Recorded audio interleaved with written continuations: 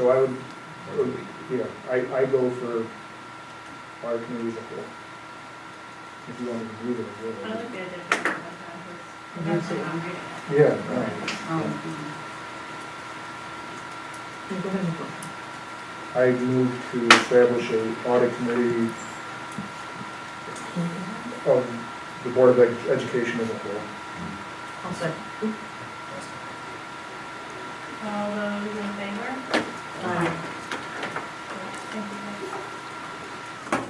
And we're live now, so.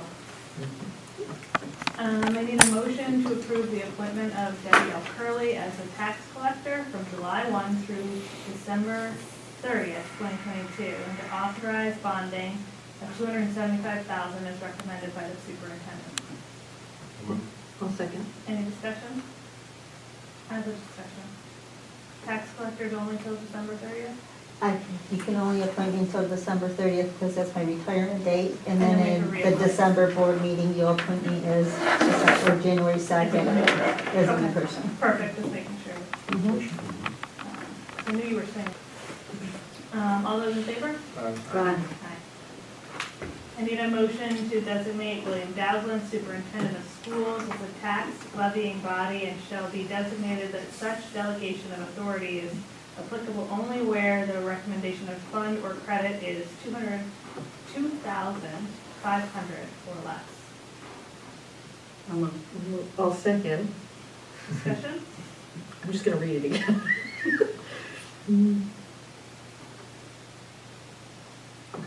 All those in favor? Aye. Aye. I need a motion to designate Matthew Crum, business manager, as law enforcement unit and chief emergency officer, as recommended by the superintendent. I'll move. Second. Any discussion? I'm for it, but is that part of SAVE legislation? It is.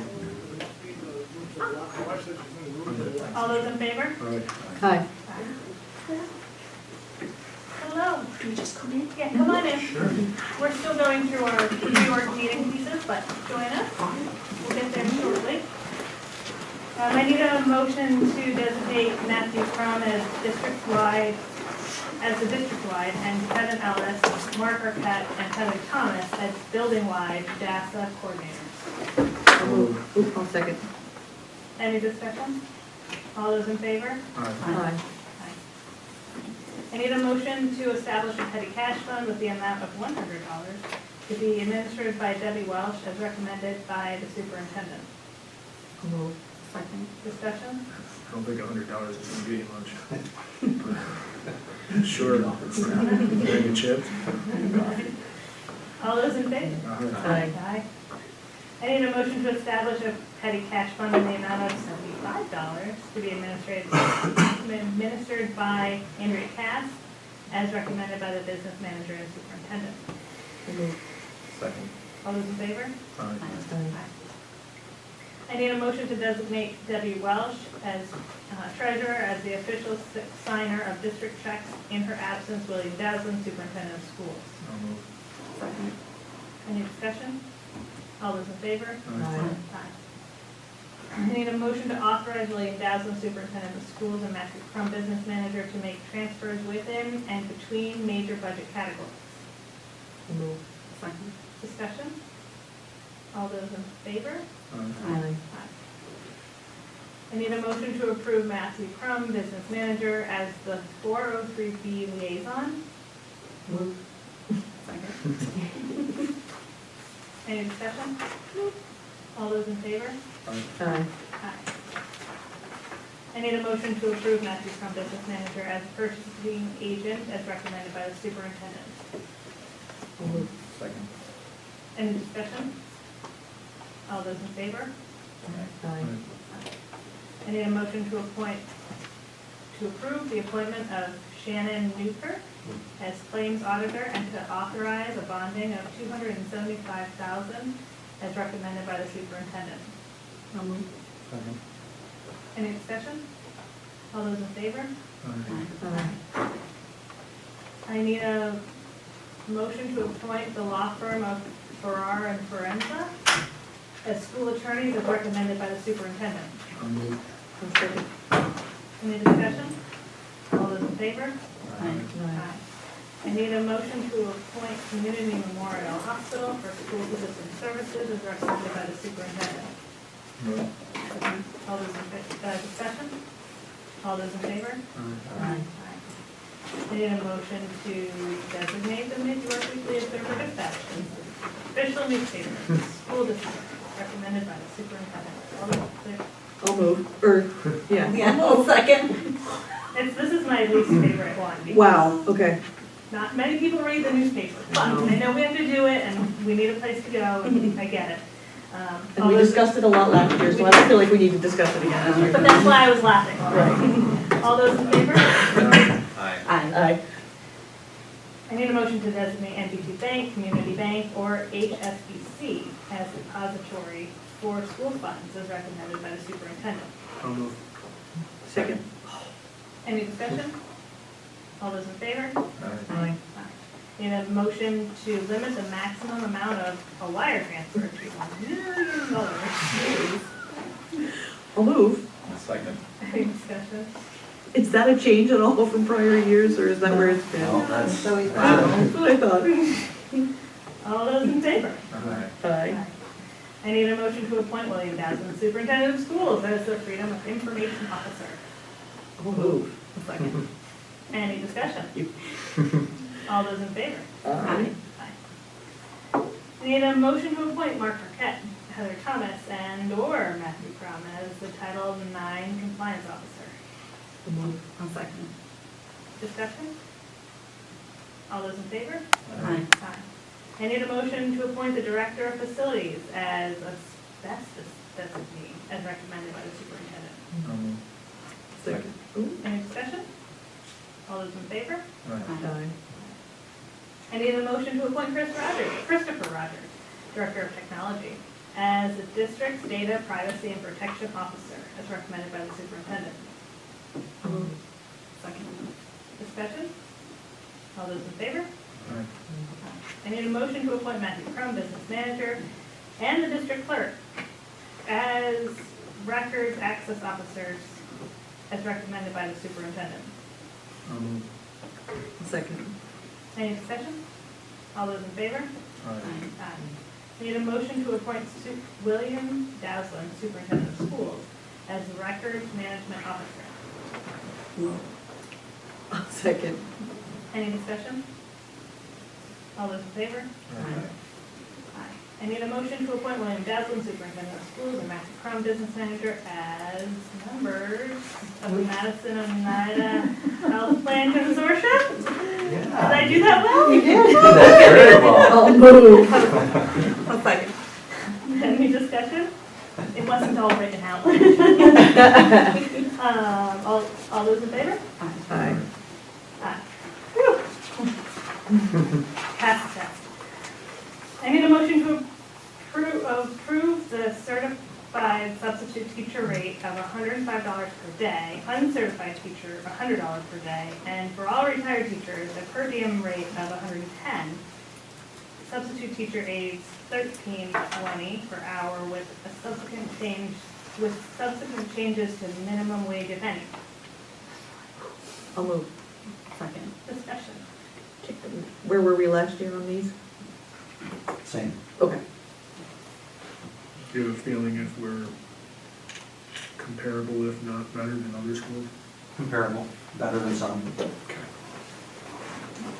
All those in favor? Aye. Aye. I need a motion to authorize William Dowson, Superintendent of Schools, to approve staff conferences and to apply for grants, state and federal. Second. Discussion? All those in favor? Aye. Aye. I need a motion to re-adopt the Hamilton Central School Board of Education policies in effect from 2021 to 2022. Hang on a second. Yeah. That's So- not right. Yeah, it is. You have to adapt the policies that we used last year. So we're re-adopting what we used last year. Yeah. For the upcoming year. I see, I apologize. Correct. I'll move. Second. Discussion? We just- All in favor? Aye. Aye. I need a motion to re-adopt the Hamilton Central School Board of Education annual required policies in effect during. We already did that. No, There was just a discussion at the beginning, now you have to. Oh, No. no, we discussed. no. There's two. These are your annual required policies. Yeah. Annual required policies as opposed to the policy manual. Yeah. Got it. Correct. During the 2021-2022. Second. Oh, Discussion happened already, sorry. All those in favor? Aye. aye. Need a motion to authorize the following employees to use cell phones issued under the district paid service agreement, superintendent of schools, business manager, second and elementary principal, director of PPS, and sub-service. So moved. Second. Discussion? All those in favor? Aye. I need a motion to approve the secondary and elementary student code of conduct as recommended by the director of PPS, secondary and elementary principals. Move. Discussion? All those in favor? Aye. Aye. I need a motion to approve the following school board meeting dates for 2022, 2023. Moved. Second. All those in, any discussion? I thought we did this already, but is this just something that we should do every We year? discussed it, and now We we're. discussed the Discuss. date These when are it the get dates that official. we discussed. Okay. Thank And the you. calendar has been blocked on these dates to prevent concerts and things like that from being. And Took us a we're, really long time generally to figure speaking, that we're, these are second, what is it? Second Thursday at 6:30, Mhm. generally speaking. There's a Except couple for- changes. Yes. The state required. And there it is, okay. Oh, yeah, all those in favor? Aye. I knew I didn't check It's for good a that we reason. discussed it before. I need a nomination for the building steering team representatives. The rationale is our shared decision-making plan calls for the Board of Education representative on each of these committees. The role of the representative is to facilitate communication to the board regarding the agenda, minutes, etc. of the committee.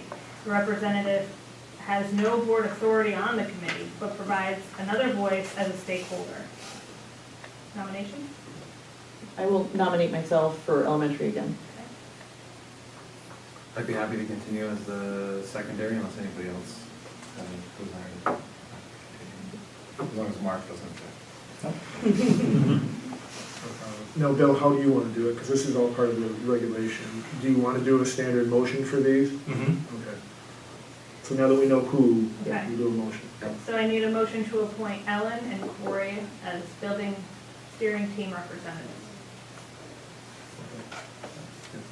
All Well, I'll, I'll second. All those in favor?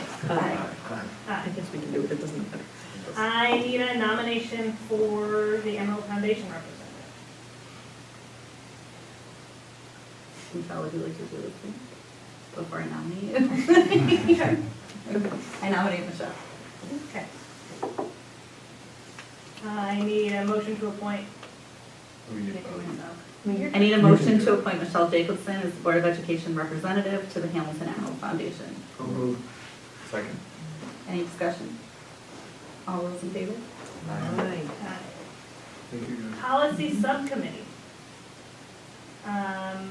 Read that one as is. Yeah, I we need got it. a motion to appoint, Actually, read Bill's name first, though, it's technical. Oh. I need, It is for. a motion to appoint William Dowsland, superintendent of schools, Harry Jarko, Corey Duclos, and Travis Ames, and, to the policy subcommittee. Okay. I'll move. I'll second. Discussion?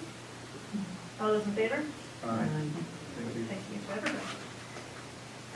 I need nominations for the School Board Institute. One or two?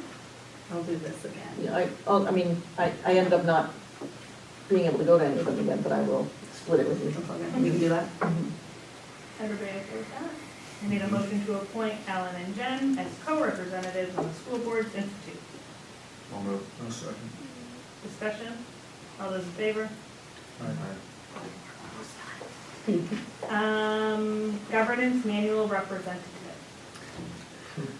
So I'm not sure it's really a representative. Debbie asked me if we wanted to keep this going this year, and I said yes, because I think this year more than ever, it's more important that we actually build this and make it ready, because For the changing of. because I will be exiting at the end of this year. And so I am happy to take the lead on the governance manual, so that we have it ready for the transition next year. Are there nominations? I need a motion to appoint Ellen as the Board of Education representative for Flemish. Second. Well, you said it didn't really think that way, so whatever. All those in favor? Community events representative. This is tough. I feel like we all kind of split this, right? Who was it last I think, was I in sports last year? I didn't do anything specific for this, so either it means that somebody else can do a better job, or I gotta keep trying to like figure it out. I think that's I second. think it's the coordinator, like, so basically you'd figure out what all the events are, make sure that there's a representative at every one. But here's my question, do we need it? I mean, what did you do specifically, knowing that That's the you... thing I didn't. We created it, this was added The last at time I a thought about it time. was last year when somebody told me I was at the year before. We So- created this pre-COVID at a time when we were trying to have somebody actively in that position and role. I don't know if we need to have that anymore. I don't think we did. I just don't think I don't think we moved the motion.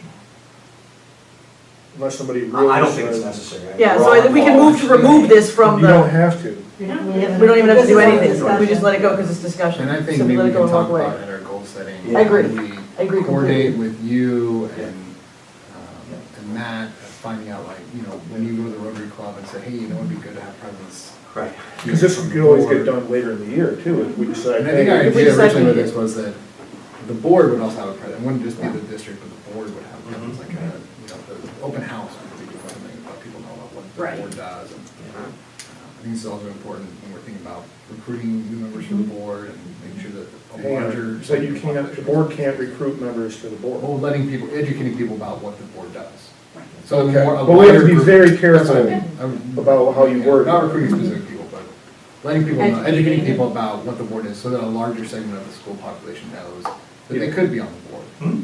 Yeah, that's fair. Okay. Nomination for NISBA advocacy liaison? Happy to continue this if everyone's okay with that. Yes, Yeah, please. that's great. Need a motion to appoint Jen as the Board of Education representative. I'll move. Second. All those in favor? Aye. I need a motion to adjourn the reorganization meeting. Hi.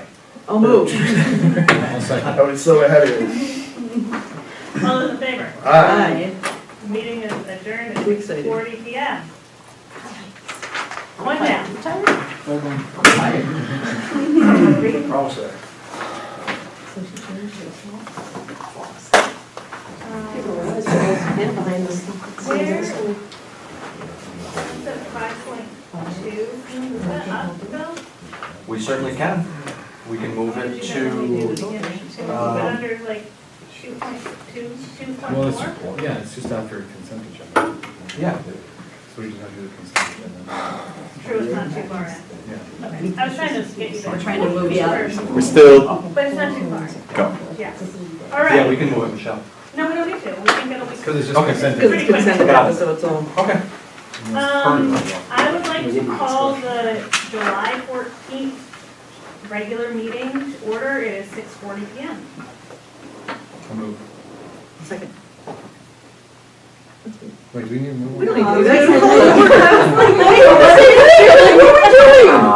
Like, come on! It was not paid! We should take a recess. Walk around the table, you know? We don't Any need to do additions to the agenda? Yes, under 6.1 personnel, we have a resignation. And And Explain a it. proposal for a consultant to lead our scheduling analysis. okay.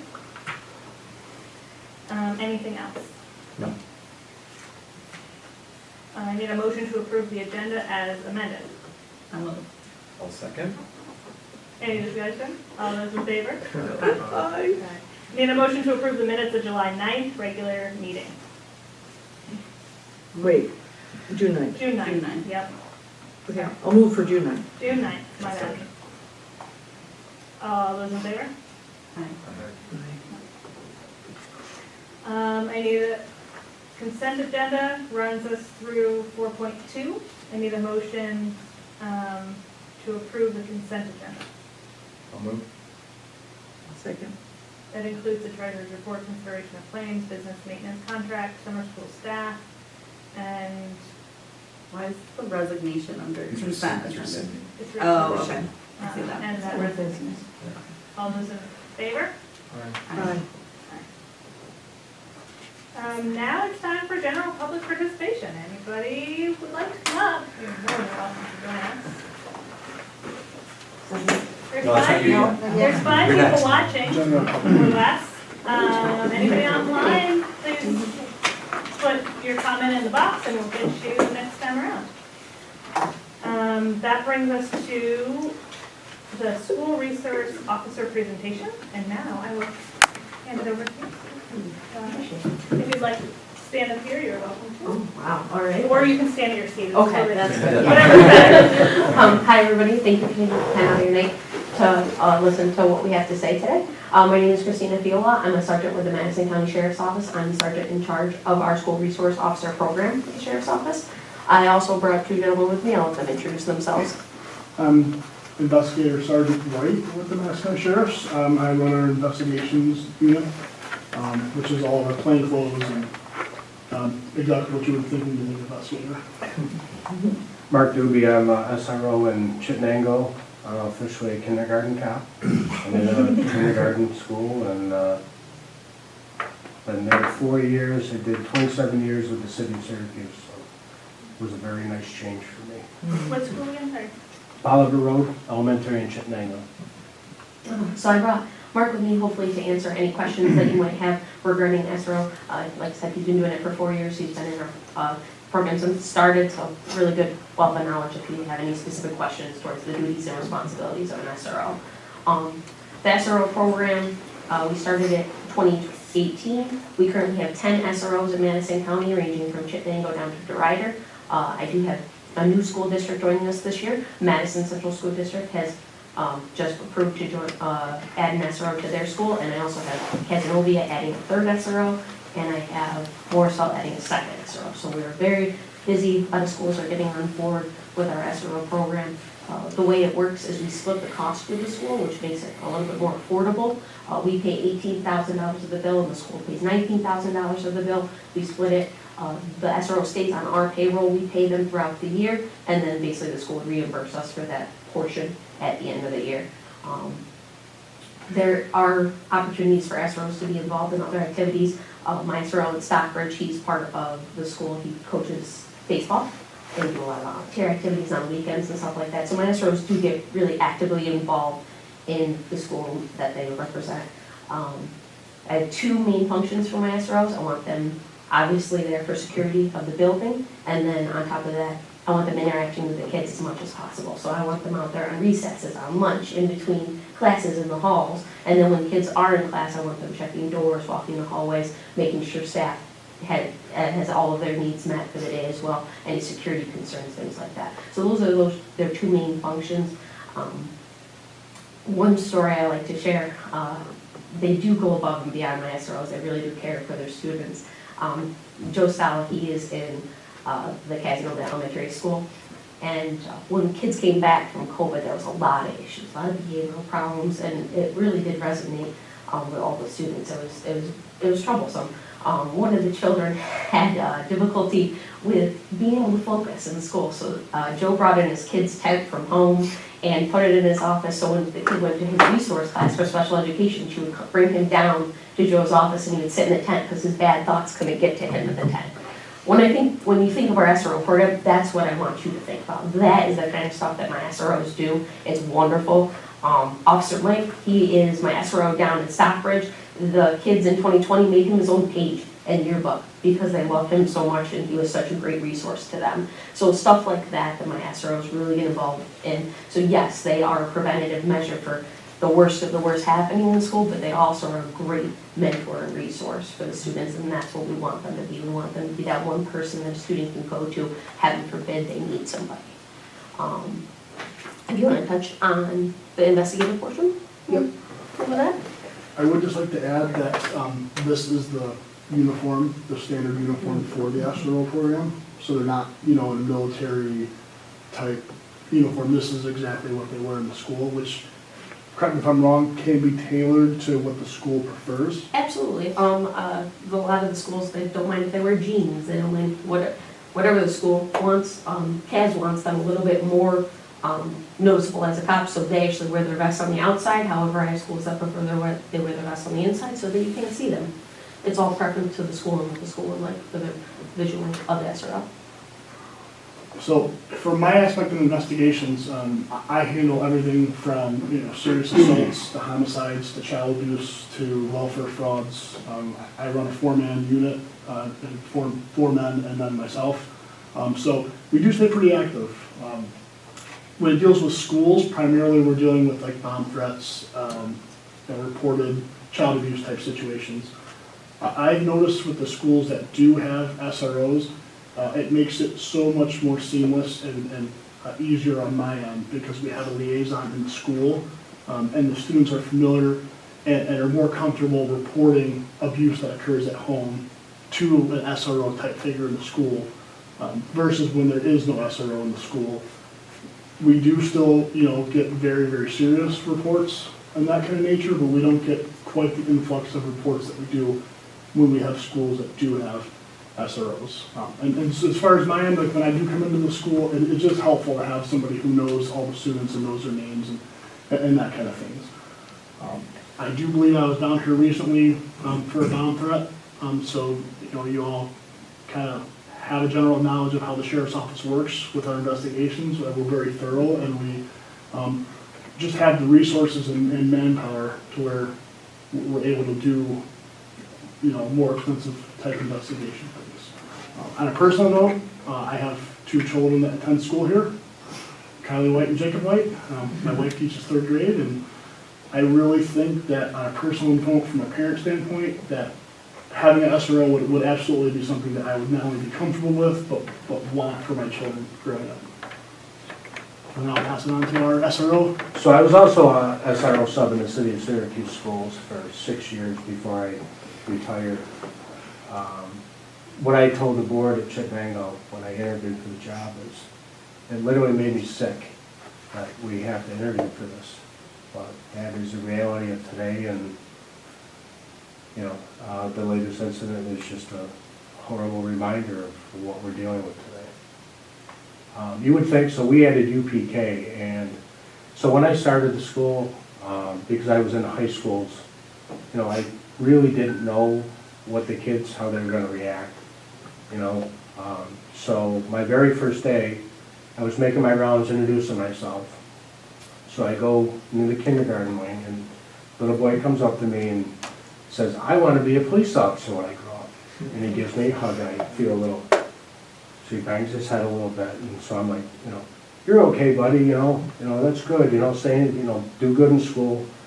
So I continue making my rounds, and I'm speaking with the nurse, introducing myself, and the little boy and his buddy come in, and so she says, "Well, how come you're in here?" And he said, "He hit me in the head with his gun." So the nurse looks at me, and I'm like, "It's nice meeting you." I'm going to leave now.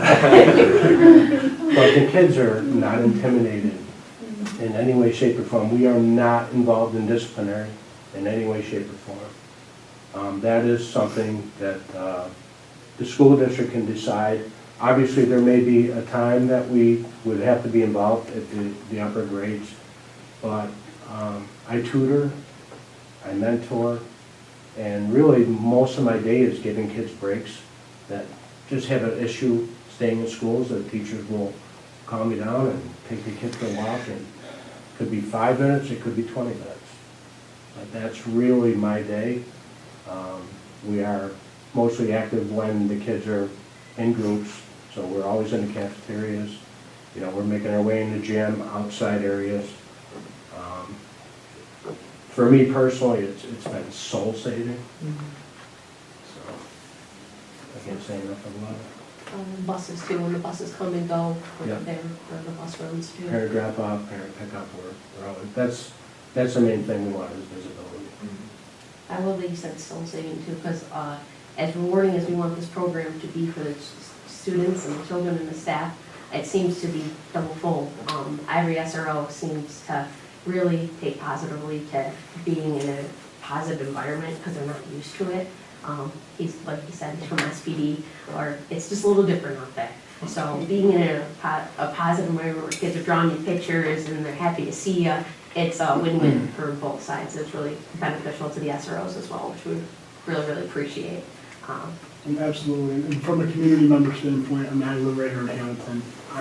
I love coming in, you know, and seeing an officer in the school. I remember way back when I used to be in a uniform, I used to stop in the mornings and I would stand in the bus circle and say hi to parents, and it was always very well received. And it's just, you know, as a community member, taking myself back to personal note, I think it's just something that is really, really beneficial for everybody that lives in this township and village. Did anybody have any questions that I didn't touch on that you would like us to answer? I have loads of questions. As I'm sure you guys can understand. All good, don't worry. No. Would you guys like to start? Go ahead, You- we can all kind of. Okay. First off, thank you all for coming. The information you just gave us is very helpful. So before I start, as you touched on, it's a shame we have to talk about these things. My biggest fear is the worst case scenario, an active shooter situation. I lose sleep over it, honestly. With that being said, if any of you can answer a few of these questions I have and kind of help us out. What are the challenges for law enforcement for entering a school campus where there is an active shooter inside? So that's one of the, are you talking about like security measures and things like that, like having car access, key access, camera access? You know, where I should have it here is, as opposed if there wasn't an SRO in the building. Okay. So if there was no SRO on a school campus, what are the challenges in an active shooter situation that outside law enforcement will face when coming to the scene? Well, let me start by saying, in most of the instances, the event will be over with by the time the police arrive. Do you want to elaborate on that? Just If you don't they have are facts, within I 3 to have- 5 minutes. Is the active shooter. Most active shooter scenarios are over with within 3 to 5 minutes. Unfortunately, a lot of lives can be lost in that amount of time, and police aren't even on scene yet. By the time a call is made, goes through dispatch, and is actually received by law enforcement, the tragic event has already occurred. Yeah. During an active shooter situation, even though, as you said, a lot of the damage is already done, but still they kind of drag on. How might a school campus having an officer, such as an SRO, be of an asset for communicating to outside law enforcement of the situation inside? So when it comes to having an SRO in the school, I have so much more information from schools because we have that open communication. I have maps of their schools. My Casanova SRO right now has given me a full layout of teachers, there's the number of their room, the location in the school, South Wing, Emory Ave side. So we have an intimate knowledge of the layout of the school, heaven forbid an active shooter incident occurred, and we have a direct line communication with an officer inside who can give us that information of where the shooter is located, where potential victims are, having that information that we would never have beforehand. So that is key information that an SRO could provide in an active shooter situation that we would not have until we gained entry, and that could take several minutes for us to respond. And we all communicate on the same radio system. So his radio is going to be the same as mine, which is the same as hers, which is the same as every police officer in this county. So having an officer in the school that me as a first responder, pulling off a Kendrick can say, what door am I going to? And having a direct response. You're not going through a middle. Yeah, I need you to respond to the northwest door by CNS and park over in the circle there. I mean, that information, 30 seconds can be huge. And because he's trained in this situation, he will give us the right information as quick as possible, as clear as possible, and hopefully be able to. When you say he, you mean like he or she? He or she, whoever the SRO would be, Pointing to because victims, when they're in a traumatic incident, they can misread information, there's a lot of cues that happen where he is trained in those situations to recognize certain things and be able to get us that information as soon as possible. Plus, with Chittenango, the state troopers also have the same information as well as the city of Chittenango. Same with Hamilton, and obviously HPD being the probably same. would as well. And again, it's really hard to talk about these things, you know, they make you sick, but I feel like these questions really have to be asked. This is like a three-part question, because it all kind of correlates. No, absolutely. Is having I always want to say an SRO, I guess that's not right. Is having a SRO a tactical advantage in active shooter situations as opposed to relying on outside law enforcement? Is it of your opinion that a SRO could significantly minimize or mitigate the amount of possible injuries or deaths? And could having an SRO mitigate the injuries officers responding to the scene may face? Yes to all of the above. Having an SRO in your school gives you an immediate response in an active shooter situation, limiting lives lost, limiting officers' lives lost. Having that single man response, it's, I hate to say beneficial during a situation like that, but the benefits of having an SRO in the school significantly cut down time that an active shooter can, unfortunately.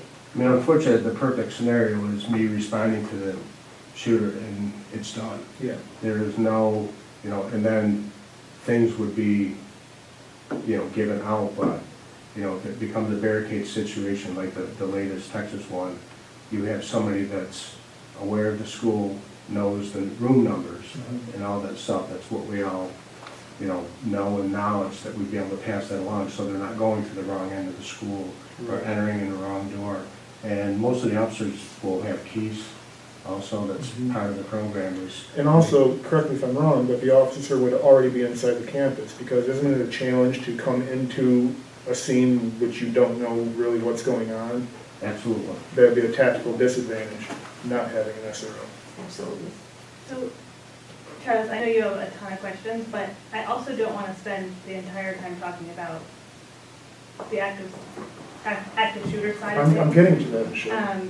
So I just, Yeah. I would like to talk about the benefits and the other pieces of it as well. So I don't mind if you have a couple more questions on this piece of it, but I just feel like there's more to an SRO position and the need of an SRO than just this piece. And so I don't want to spend their time and our time all just on active shooter situations, since right now, and yes, you never know when things are going to happen. I understand that, but I'd like to know what benefits that we can gain now and for the things that. Yeah, and you're free to answer the question. I mean, trust me, I'm getting to those types of questions, but I think that these questions and answers are very valuable to have to just fully understand how important an SRO is.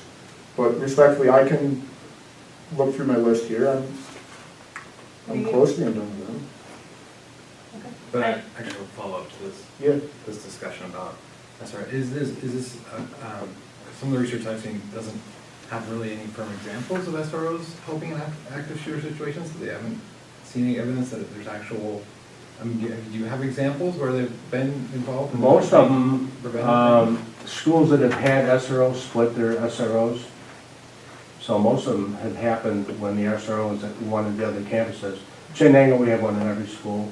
So I honestly don't know if we have an example that one was actually on scene. So Texas, not the recent Texas. This was back a few years ago. I mean, there's I can't remember the name of the school.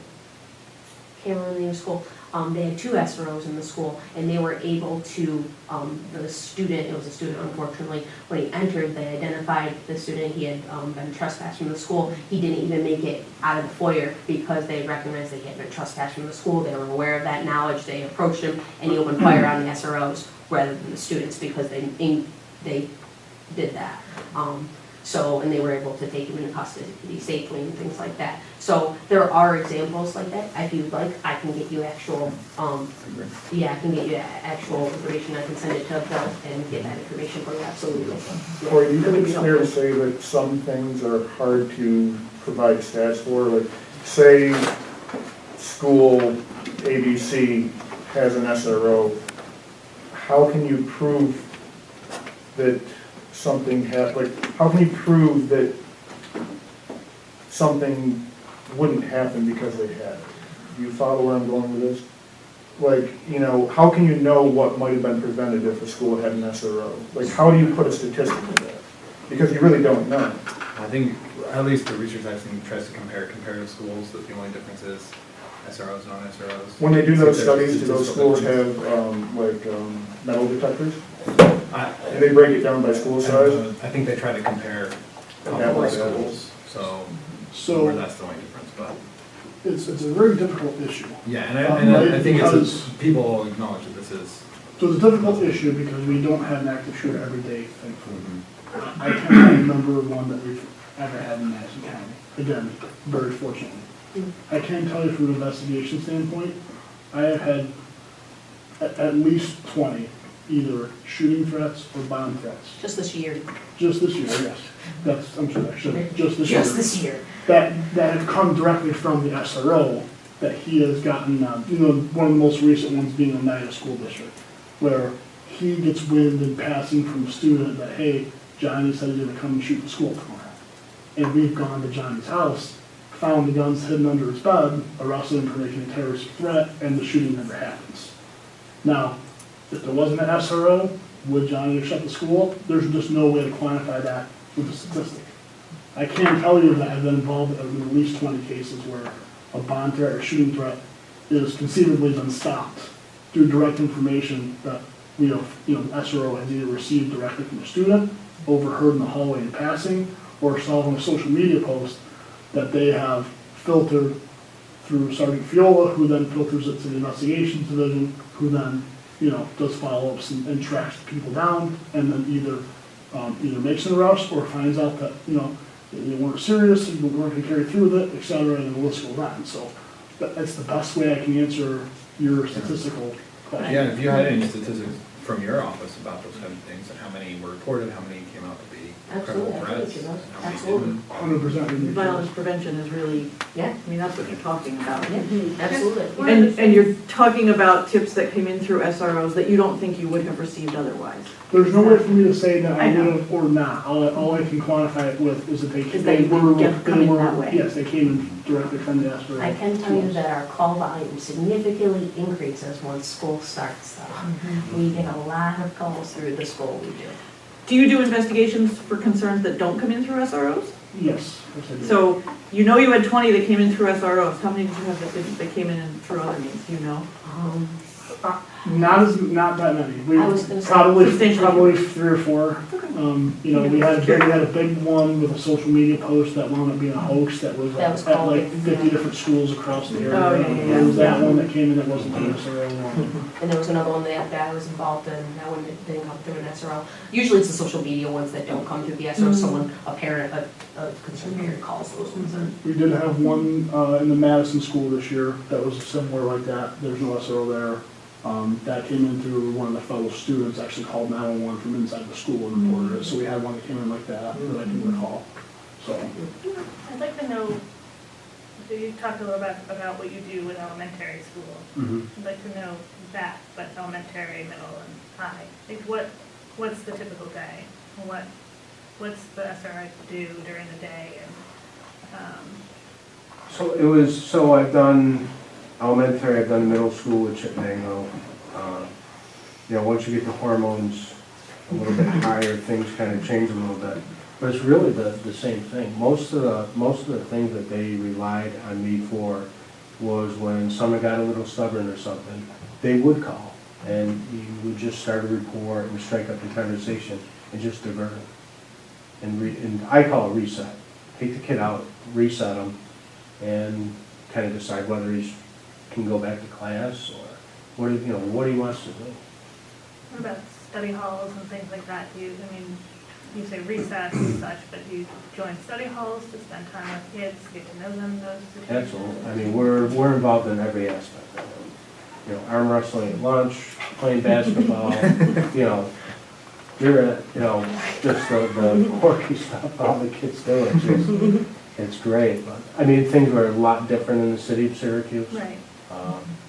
They relied on us as disciplinary, and I can honestly say there was not we just felt that that is something, what they want to avoid is the teachers going, I'm done with him, call the SRO. No, we're not going to do that. You still have to be a teacher, you still have to be an administrator, you still have to be a principal, whoever's involved. I know that's what schools do not want. And you know what? Either do we. We do not want that. I don't want kids afraid of me. I don't want kids hesitant.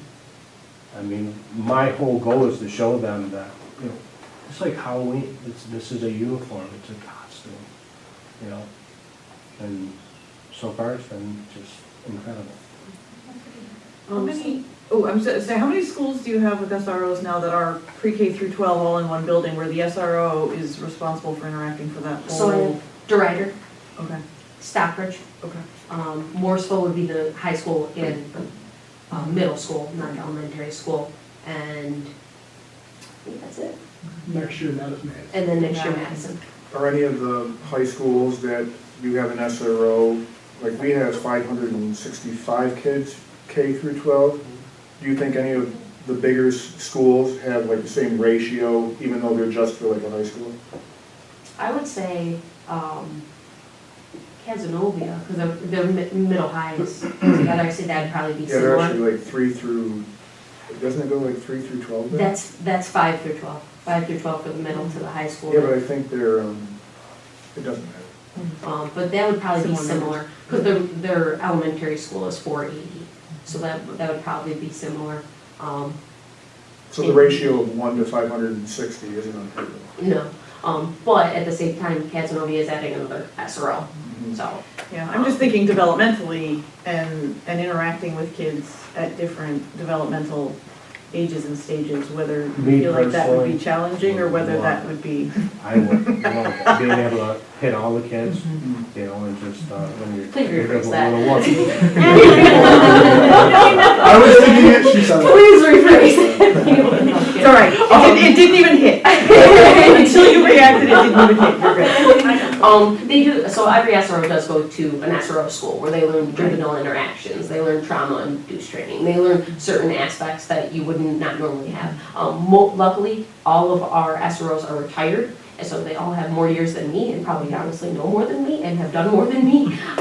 Like, he was an investigator. He probably has more than both of us. Yes, he is trained in things that I will never even fathom. So his knowledge base is fantastic too, and the training experience that we have, because we're getting all retired law enforcement, the knowledge and experience is there too, with dealing with things like autism and Down syndrome and ADHD and ODD, those things that your children are facing in the school every day. They are familiar with the behavioral side of that and how they can help without having to always resort to violence, and be able to use proper de-escalation tactics for those situations. What are the incidents or behaviors where SRO is obligated to step in a disciplinary fashion? Well, in the city of Syracuse, we would literally have teachers assaulted. At that point, it's a criminal matter, and. Teacher assault meaning a student assaulting a teacher. And something, obviously, on that far end of the spectrum, it's, once it becomes criminal, in Chittenango, I haven't come anything close to that, but,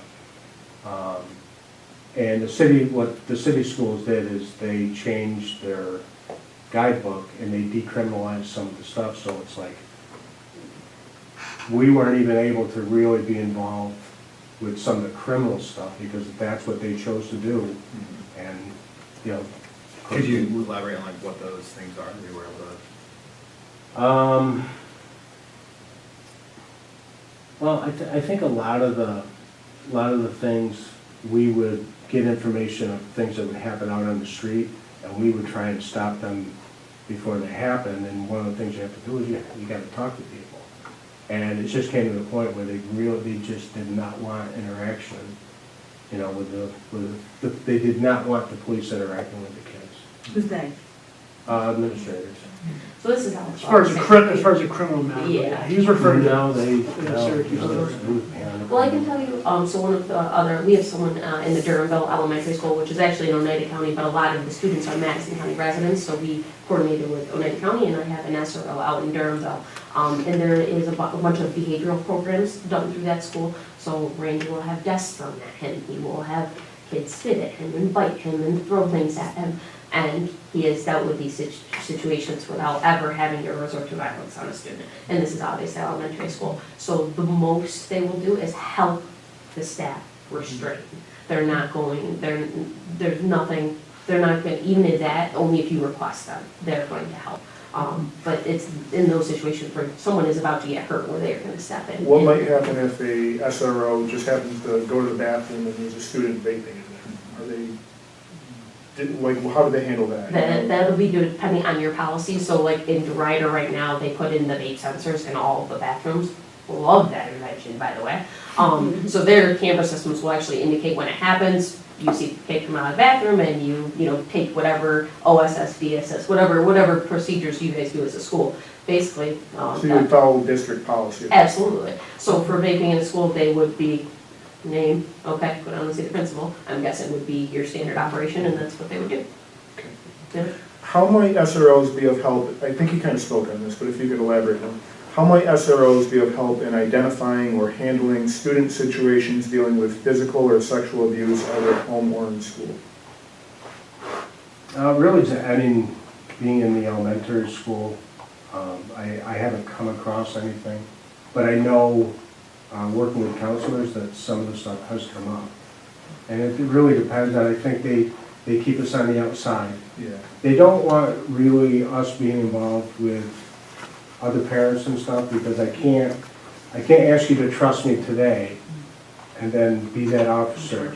So we really kind of rely on our outside sources to do the investigations and stuff, so we kind of stay back, so. Once he starts an interview in that process too, that starts a whole game with our child advocacy center, and when we're allowed to do interviews in a sexual assault case and stuff, we have rules we have to follow and a law enforcement side. So them starting that interview process in the school puts us on a time clock, and if they don't have the proper training, it can cause problems, things like that. So usually those complaints come through the school, get sent to the CAC, and investigators will handle that at the proper time in a controlled environment up at our CAC. We don't like our SROs jumping in, and if they get that complaint, we're very grateful that the student wanted to come forward. We're gonna hopefully get them to your counselor can talk more with them, and we're gonna take that complaint through our investigations division and one of the proper channels. So if a student comes to you, you take them to the counselor. Correct. Counselor reports to you, and it goes from Well, there. he would report it to me as well, but yes. Yeah, you guys make your hotline report, it comes through our CAC, and we do it through the proper channels. Yeah, and Okay. so. And it keeps you out of that other side of it. Yes. From the investigation side, I'm certified in forensic interviewing. It's interviewing of children of sex abuse victims, basically. So when it comes to that, it is very helpful for me in the schools that have SROs, because a student who's been abused, whether at home or at school, was that? They don't want to talk to you necessarily. Yeah, and I don't know if it's something, I've never been an SRO, but it's something with the relationship that they build, that the students almost feel comfortable reporting it to a law enforcement figure in the school that they're comfortable with. I do it a lot through guidance counselors. I do a lot through like teachers that the student, really trusts or really confides in, but, as far as administrators and that kind of stuff, I don't get a lot of reports through those channels throughout my schools as far as child abuse. But where it does come in helpful is that school resource officer can direct me that, this student, is nervous of snakes, let's say, and so don't bring that up in your interview. Or, little quirky things that they picked up from the student along the way, from the relationships that they've built that helps me in my interview of the child, and ultimately, in prosecution of the offender. How might one of your SRO officers work alongside, for example, we're hoping to add through a county a social worker this year. We have our guidance staff, the building principals. What kind of communication, what kind of how do you guys all work as a team? Because I'd imagine, That is dependent on the school. The best example I can give you though, Stella, he's in the Burton Street Elementary and Cas, they are a unit. They all work together. There's one student, she has really bad behavioral issues, and basically most of his job is watching her on the camera because she'll run. And so he's on the cameras, on the radio with them saying, okay, she's heading this way, okay, she did this, okay, she did that, so that they can keep eyes on her, because she literally has her own team assigned to her because she breaks things and things like that. So he works directly with a social worker, with a counselor, with a nurse. Every day they are assigned team for this one student. so SROs are able to help with the runs. Absolutely. Yeah, So we sit in on all the meetings, What meetings? special ed, school safety, special ed, 504s, yeah. stuff like that. So we're aware of any That's if situation. you're a guest, or is that like a standard? I think it's really what they decided in their. So that's up to the district. Yeah, absolutely. Across a lot of schools, physical altercations have been increasing, I think that's fair to say. Mhm. Now, normally, I guess, an administrator or a teacher might have to break up a fight, and on my end, I'm not a police officer or a teacher or administrator, but that's not, I don't feel like they're properly trained to do that. In what ways might be an SRO be better equipped to break up physical altercations, or even know the warning signs before they happen? Can you speak to physical altercations in the school and how an SRO could be of benefit to a district? Absolutely. For my SROs in older school districts, whether it's in the middle school or high school, unfortunately, they report breaking up fights on a daily basis. It's just the name of the game when you get drama and hormones together in school districts. So they are trained to recognize behavioral factors of aggression, and they do know the ins and outs, like a lot of teachers do, of the drama that's happening, because they pay attention to those things. So they know that Susie doesn't like Joey, and Joey doesn't like Bobby. Hey, Bobby, why don't you take this way around this hallway to avoid the other Bobby today? So they will recognize those things and intervene if they can. And if a fight breaks out, they have a duty to act. They cannot allow somebody to get hurt, and they are trained to do that in the least amount of force possible also. So, like I said, my SROs have to break up fights. Out of Shortell, at least 3 a day. And Oneida. That's in middle school. Oneida Middle School, at least 3 a day. Don't tell me. Do your point. I only have 2 more questions written down. I'm going to combine them. They're kind of the yin and yang. Okay. So I'm just going to read you both of your questions and speak to it however you wish.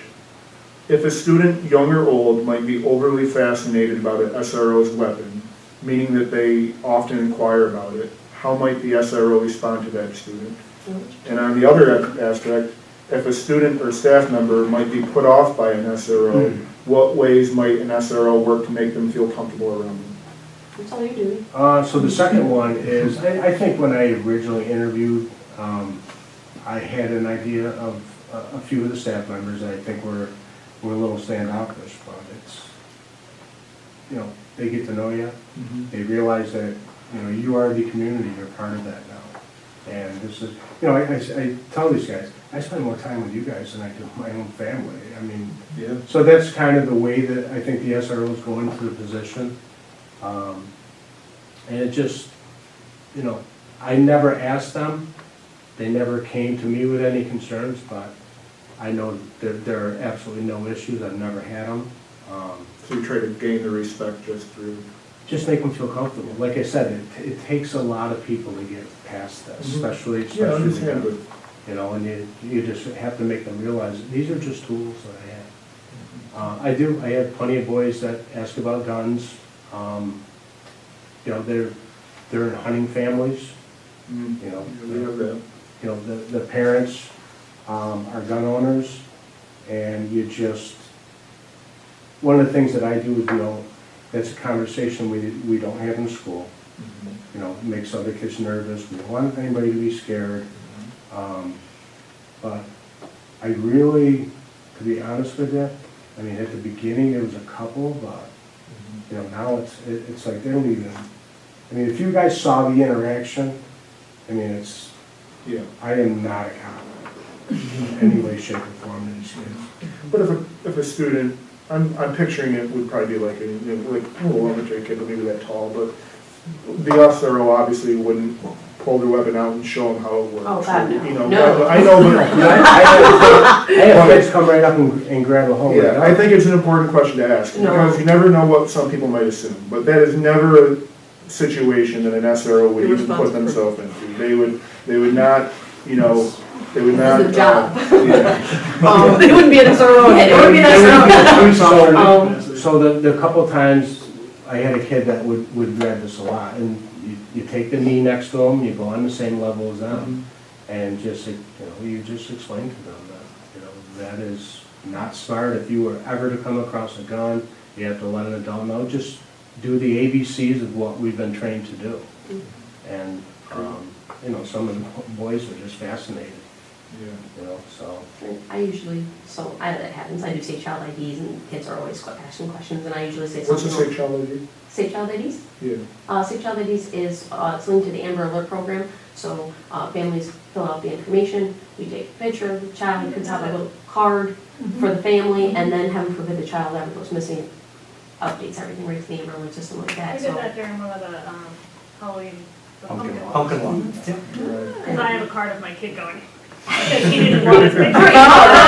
Showed him in front of it Was that the anyways. one where, Mike Curry got his van stuck in the field? Probably, Yes. Oh, that was just this year. Yes. I remember we took pictures of them. But usually I just say something like, you know, this is not a toy, Okay. you know, play Yeah, with you it. answered. I would like to, you know, go home and ask your mom, you know, to teach you about gun safety, and I usually have pamphlets with me and I say, take this and have your mommy go through this with you and how these are not toys and how you have to tell your parent if you see one, because I really like that to come from the parents too, like, yes, I could say, but it's really good for the parent to reiterate. So I lied, I said I had 2 questions, I answered, but that was really 1 question, but I think you're gonna like this question. I think a big question is, you kind of touched on it, what does the uniform look like? So is this kind of like your standard uniform? If you don't mind standing up. So, a couple of guys, I think, in other districts just wear like a paddle holster, they don't have the full gun belt. Yep. I mean, this is comfortable for me. Uh-huh. This is my 35th year, so it's like, I don't know. Do you mind walking us through what So, everything this is? is a pepper spray, which, I mean, I tell the kids it's like hot sauce on it.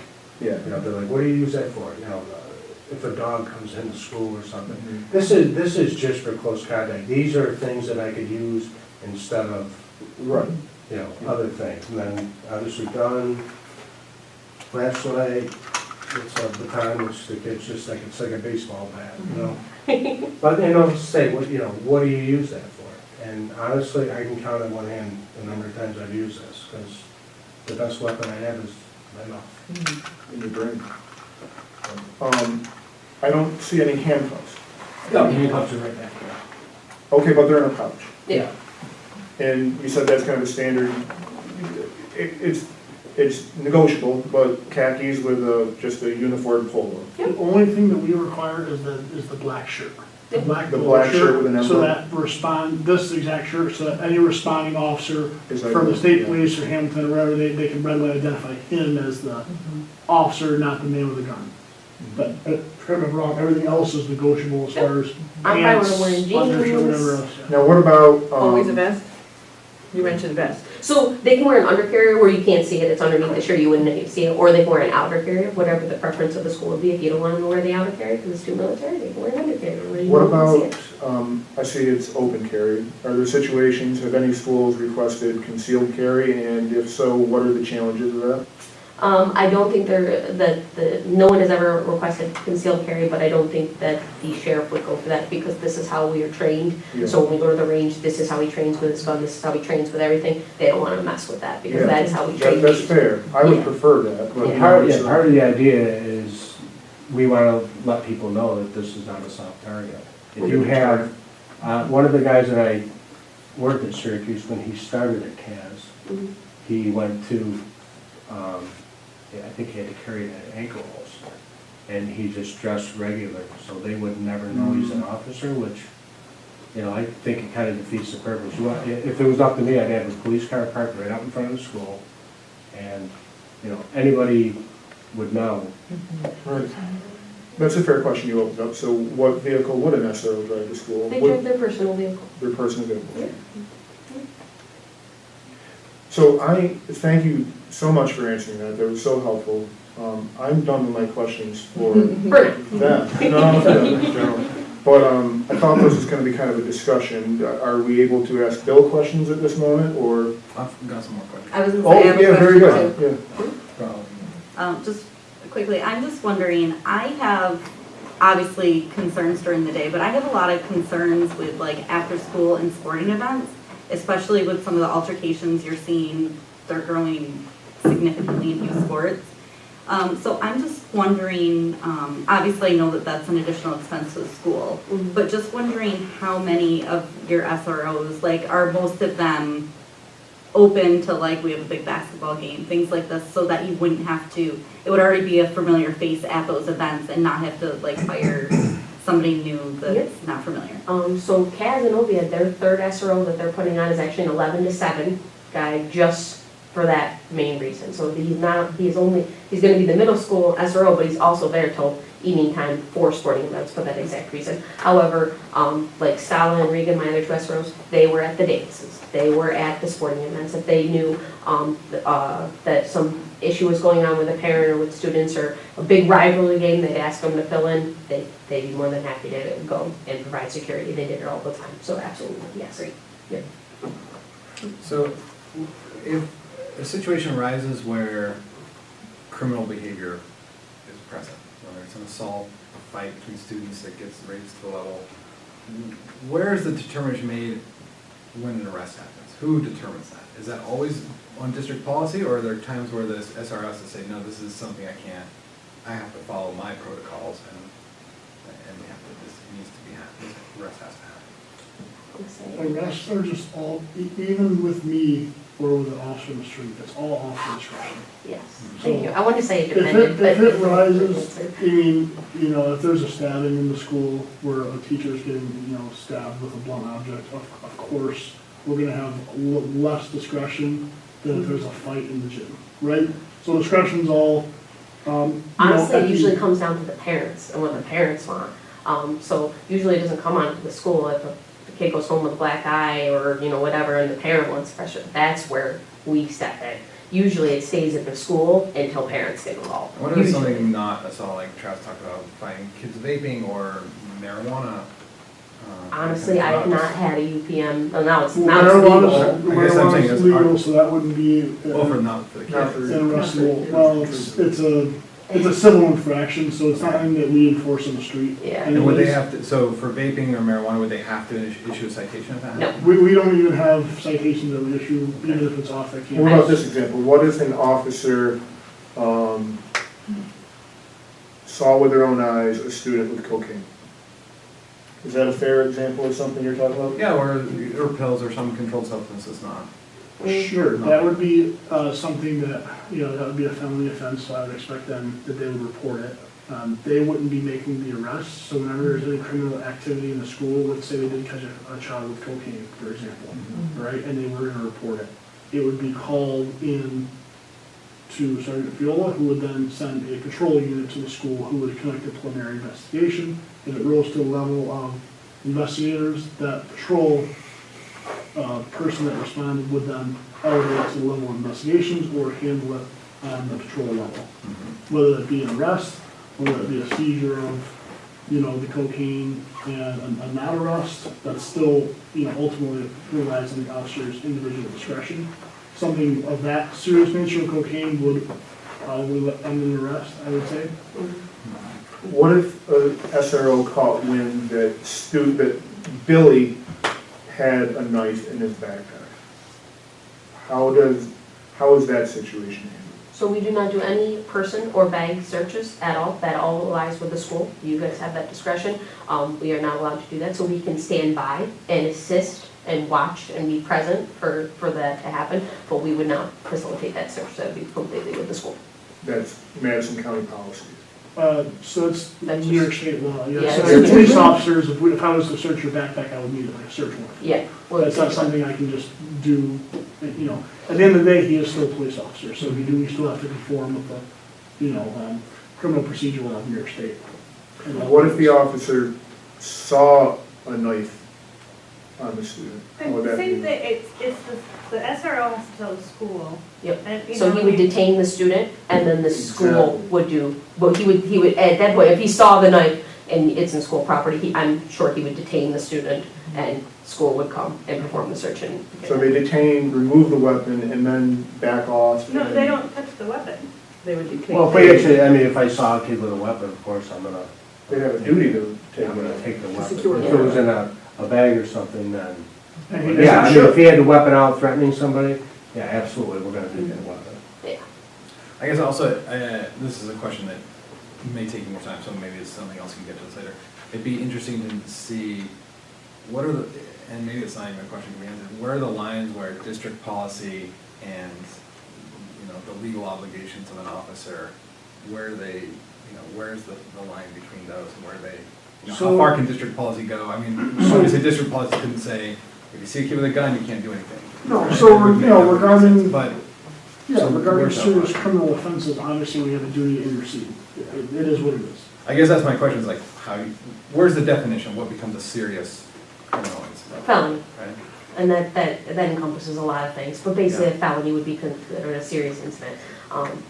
And Or something involving child abuse. 'Cause Yeah. we are still mandated reporters. That's what they, Exactly. So, you know, if he was to see, you know, something or get word of some kind of a child abuse, he's obligated to report it, you know, even if the administration is saying don't report that sex abuse, he still has to, he's mandated to report it. So that would be a distinction.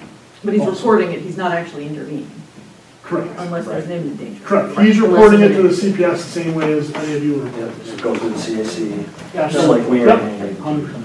Corey, I think that was a great question, and I really think it's a great concern, but is there a general concern you have with that, or that I you think can elaborate on? it just needs to be known, you know, What the line is, what the is it? boards and the schools control is and where that ends, right?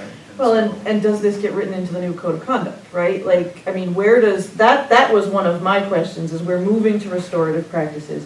It sounds like you're actually being trained in restorative practices. And so that takes away one of my major concerns. And so as we're writing this new school policy, or this new school code of conduct, it would all be wrapped in part and parcel that everybody's on the same page and has the same priorities and. I usually always defer to the principal or the Right. psychologist, or, you know, I'm looking for, you know, what they want from me, Mhm. and I wait for that. I mean, it's a team effort, and, you know, obviously we put, you know, the interests of the child first, whether it's kindergarten or 12th grade. Even if he does intercede, they're not the ones making the arrest. Right, yeah, you've said that a couple of Yes, times so- now, and that is a big difference to me, actually, it does change. And just working in the city, incidents that has happened, Mhm. I mean, I've never worked with any SRO that hasn't done follow-up with the kid, Mhm. the student, and just, you know, kind of decompress everything. After, talk about it, his concerns, Mhm. you know, there's always some type of follow-up. Ellen, are there any other types of training that you're curious if your officers did? Well, I think the email we got earlier today actually answered a lot of that. The fact that you're actually doing SRO training, because the first time we talked about this, however many years ago, it wasn't clear, like, well, maybe they'll do SRA training, maybe they won't, like, and maybe it wasn't the conversation with you, and maybe I was. I just got put in charge of this program in November, so it wasn't. Right, so, but it was this, well, if you want to, maybe we will, but not everybody will get it. So the fact that you shared with us this email and you've discussed tonight, the fact that everybody goes to SRO training, which includes developmental, it's clear that this is a restorative mindset. It is not, it's trauma informed, right? Like, that's huge.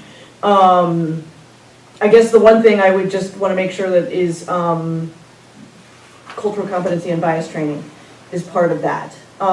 Is that part of Yes. that training? So, not only is it part of that training, but that's mandatory training that they have to go, all Anyway. officers have to go through every year. De-escalation tactics, cultural diversity, and bias training, we all have to go It's through all that. there. Yes, every year we do it.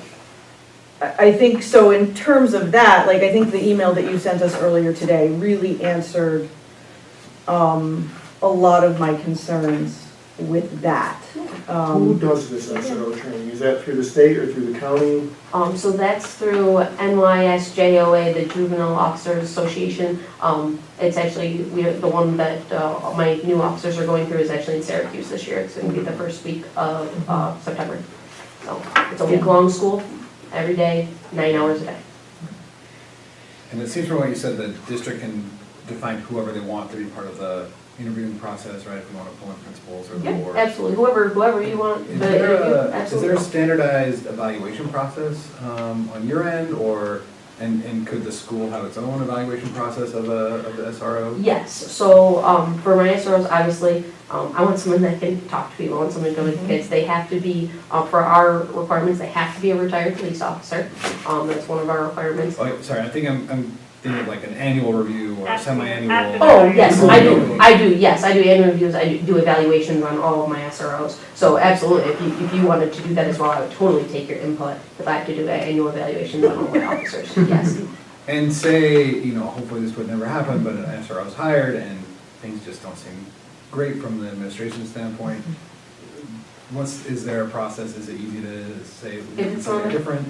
I've never had that happen, but if it's not a fit, it's not a fit. We'll do what we can to make it work, but. And is this all spelled out in some kind of like an MOU or We something? do an MOA, yeah. Yep, you I haven't written yet, but you sent us one of I those too. attached the MOA in there, and obviously if that was a concern, we could put that right in there. Yeah. And whatever jargon the board wanted to throw in there, I'm sure we would be more And than then happy just to be clear on the funding structure, what, on your end, where is the funding coming from? And is that a perpetual thing? Is it, or is that So, like I a can 3-year, tell you- 5-year? Right now, after the shooting in Texas, there are billions of dollars coming from the federal government. So not only is it coming, it's gonna continue to come. So is it coming from, is it from the state? Is it federal money? It's federal money? Federal, so federal to state to us. I guess it goes down a chain, but yes. Yep. And It's- there's no, is that a permanent fund or is that just as the fund's gonna? I don't believe it's permanent to my knowledge, but I don't think SROs are going anywhere anytime soon. That money's gonna, There's no indication that it's gonna end at Yes, any thank you. time soon. Good But word. yes, nothing's permanent. but Yes. it's- There are a lot of labor shortages. Is there gonna be would it be hard for us to find an SRO, or are they kind of lining up to do this? so I've had, since we put out the, I don't know if anyone follows us on Facebook, but we put out a Facebook post, because I have to hire 3 SROs by the new year. I filled one of those spots and I have interviews lined up all next week for more. So right now I've already interviewed 5 and I have 3 more set up for next week. So the people are there, just gotta sit through and find the best ones. Yeah, I mean, so my feelings about SROs have been on a pendulum over the years, and part of that is the same evidence that you're reading. And so one of the things I want to ask you to do is please document your evidence and share it out there with the world about success or not that you're having with SROs, because all we are left with is evidence that this is not good. I mean, I have a whole document, I can share it with you about the resources, and all I can find online, evidence-based person, right? Like, all I can find online is that it doesn't decrease violence in schools. It doesn't affect this school-to-prison pipeline, right? Like, you have effectively talked me off of that ledge, so I thank you for that. I still am, concerned about how certain families or others may perceive this, and some of that. So I just, there is this roller coaster of the data really doesn't show that this is all that great. But We're in a different environment too. We A are. lot of SROs Yeah. are out in Syracuse where crime is running rampant and there's gang violence. Right. We don't live in that environment. Right. We are very fortunate here in Madison County where we just get to put an SRO in the school to deter any violence Right. and be a And do the mentor. mentorship, and get that your mentorship. out front goals are reassuring to me, right? Like, that was one of the things I had on the list, is if we're gonna talk about this, I wanna be very clear as a district what our goals are with this. Absolutely. Yes. And yes, I would love to present a mass shooting, but at the end of the day, that's not really my goal. That's not my primary goal with this, right? Like, it's the bigger picture. And yes, That an is the SRO is a primary great goal. prevention tactic, but that's not my goal for an Right. SRO. He is to be a mentor, he's to provide Right. security and be a mentor. I want him interacting with the kids And so every single day. your upfront goals, I appreciate the training that you're doing. I think that has actually de-escalated a lot of my concerns about the program. And again, like, I would ask you to just please collect and put your data out and put it out there, because it needs to be out there. For people like us to see when we're trying to decide about whether this is the right thing to do for our district or not. And so, and that's just. Have you spoken with other districts that have SROs, and what, I mean, is that part of the feedback that you're getting? No. Oh, okay. The feedback I'm getting is the national research, like what's out there about, gun violence and SROs and all of that sort of stuff. It's the national databases and the national data things. So no, it doesn't fit our environment exactly, but it raises enough concerns to make that list of questions, right? Like to raise those questions and ask those questions. And like I said, I think you have done a really nice job with answering those questions and putting those at ease. Do you ever do parent education? Like, I fear the parents and the families that already have bad experiences with law enforcement are the parents that we would have a hard time getting to engage anyway. Do you have a way of approaching those families? I would be more than happy to sit down with any families, bring in, like I did tonight, an SRO so they can get to know them. Here are goals, here are strategies. If they have children that have, problems with law enforcement, I want to address those concerns and one, apologize for whatever negative role that they had with law enforcement, because that's unfortunate. But reassure them that that's not our focus. Our focus is what we've discussed here tonight, and just want the best for all of our children in schools and keep everybody safe. Ellen and Corey, is all that research specific to SROs, or does it include school patrol officers and school sentries? I think most of what I was reading was specific SROs, but. The only thing I've done with parents is internet safety. I've done a couple presentations for parents on that. I go into schools and I do presentations on whatever the fad is. So I did vaping last year, and this time I was internet safety. So depending on what the school is looking for, I go in and do presentations all the time. So I've only done parent presentations on internet safety, but I'd be more than happy to put something together specifically for parents too that do have, concerns for that as well. I just have a real quick one. I've heard the term, I think, SPO. Is that different than an SRO, or what's the difference between that? Technically an SRO is an SPO. An SPO is a special patrol officer. That's what we have titled as in New York State. So basically they are just a law enforcement officer that is assigned to special patrol duties. Anyone that is assigned to a school is an SPO. They're just recognized as an SRO because they're in a school. Okay, so it's like interchangeable? Yes. Yeah. The only difference Kind between of, but not really, because a lot of our SPOs are like up at the county courthouse, like doing the baggage check, Okay. or at the Yes. Veterans Building. But or technically, at they court. could come to the school, they have the same training, they just don't have that SRO training piece is what they're missing, which is why we assign them actual SROs, because they have that SRO training that my SPOs don't. Okay. That's what we do. Same, Specialized SPO. Specialized exactly, specialized SPO right there. So, in trying to be conscious of their time as well, so, I think we've had a great discussion. Does anybody have any questions or concerns that?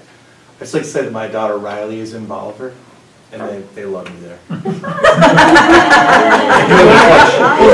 All the time. Is it true you lead the Congo line at the bus circle? Absolutely. Is there video? And probably the question that you asked about after school stuff. At Chittenango, they had a concert the night after the Uvalde incident. So they had we were all in the gym. There was like hundreds of us in there, and everybody's little. And the superintendent brought all the SROs to the concert, and they were all there, and the chorus acknowledged them. It was kind of nice. Eve is great, love Mike Eve. I do too. He blows up my phone, that man, oh my goodness. Did you see the school threat? Yes, we're on it. I don't know how. We're there all day, I He's on promise. So, anybody, thoughts, questions? Let them go, we need to keep that? I'm all set with you guys. I have a couple questions for Bill and maybe a couple comments, but. If you have any other questions, feel free to reach out to I'm me. not trying to kick them out, but I also am conscious that they're. Maybe they want to stay for a board meeting. Well, they already did the reorg. You already got to see the reorg, it gets way better for That's the us. most exciting part. There was a lot there. Thank you for your time. Thank you, guys. Thank you so much. For what you do. Thank you. Yeah. And if you have any other questions or concerns, please reach out. I'd be more than happy to address them the best I can. I'll be in touch. All right. Thank you. Thank you. Thank you. Well, Thanks. Have a good night. Thanks for coming. Thank you. I'm going to. You wanna stick around? You can stick around. He just wanted the police estimate. That's right. Got it. All right, so we do have still quite a bit of meeting to go, but let's finish this up and. Well, I think this is, if I can just say, I think this is a lengthy discussion. We do have our goal setting agenda on Saturday, where maybe we could discuss this at more length. And maybe think of what would be next steps. Can I ask Bill 3 questions? Yeah, I'm just thinking, if I we know want to that's- linger on Yeah, the discussion, I I'm think I'd like to do gonna that. eliminate most of these, but I I'm want to ask thinking him a few. of somebody I know who always says she likes to process things before she Yeah. talks about them. So I don't need to, I just So, say whatever. Bill, is hiring a SRO reasonably affordable this school year? Yes, I asked Matt that question yes. and got the same answer. Yes. I'm trying to be respectful of time, so I'm going through and just trying to get the good ones here. I mean, they're all good. Well, better. Generally speaking, are faculty and staff more hesitant in recent years to physically lay a hand on students in fear of being reprimanded for any violations of laws or policies or procedures? I would say generally yes. Yeah, I think, any staff member is nervous to put their hands on a kid. They don't, it's not what they're not trained for that. I mean, we have restraint training for some of our staff. Not all of our staff is trained in restraint training. Okay. We have a duty to step in if there's immediate threat of someone's harm and safety. We had a fight this year in the middle school, and one of our teachers, female teacher, broke it up and was thrown to the ground. Okay. So it does happen, and I would say, I'm not going to speak for our faculty, but I would say generally, I think the feeling is, yeah, people are nervous to put their hands on kids, absolutely. But at the same time, even having an SRO in the building doesn't mean that situation couldn't happen again, because the SRO might be at a different location in the building when that happens. So again, SROs are very helpful and might be able to de-escalate things, but they need to be in the space at the time when it happens, so. Right. I just don't want to put it all on one person either. I think an SRO is really important, but I don't want to think that having an SRO in the building means that a teacher would never have to break something up. The addition of an SRO would add another layer to our safety protocols. Just like, our safety protocols, no one thing is going to prevent one thing. But if it's layered, then hopefully you can mitigate, you can help de-escalate, maybe you can prevent some events happening. It's just another layer of safety that I think helps us. In terms of school safety, who do you consider to be the expert? I would say the people that just presented, we lean heavily on Brian DeRoshi from the State Police School Safety Commission, our school attorney. I think when you look at a district and the advice of a district as far as safety protocols, those are the people I would lean to. So I'm going to be blunt with you with this question because you're the captain of the ship. Do you wish for us to move forward with hiring an SRO, and what does your gut tell you? I absolutely think the district should move forward with hiring an SRO.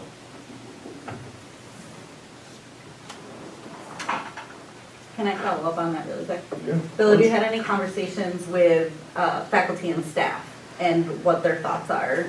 Yes, so after the Uvalde incident, we had an open forum with all faculty and staff, and then at the end of the year, I sent out a survey about safety, not just an SRO, about school safety, our pickup and drop-off procedures, our entryways, our front entrance area that our attendance officer is at, the propping of doors, everything. And one of the questions was about, do you think an SRO would be beneficial to the district?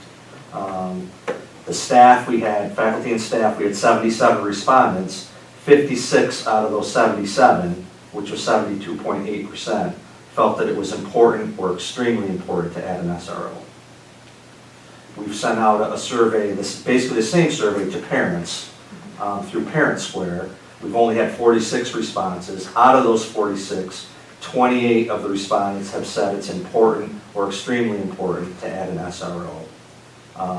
18 have said it's unimportant or not important. So that's the feedback we've received to date. Now, I was gonna say, if we Get can, more respondents. yeah, if we could discuss this at a lengthier time, I don't wanna take too much time, but a couple of things I think is, to move forward, I think we would definitely need to engage with the community, get broader community feedback in open forums where people could be present to ask questions of these folks. I think it would make sense to reach out to experts at Colgate in education who might have done research on this, and see if they have any thoughts that they can add. And, you know, Ellen and I are trying to look at research, but we're not trained in that specific kind of research, so having them help us understand the research might be beneficial. And I guess I have a philosophical question about thinking about all the stuff that an SRO can add, but of all the things they can add, the only thing that's unique to me is the threat of violence. We can have mentors, we can have people who go to study hall. I mean, Morgan does that, right? We have tutors. We can get people to do all those things. The only thing that an SRO adds for me is the threat of violence. And so philosophically, that's something I'm trying to get my head around. And so that's what I would think if we have a longer discussion about this.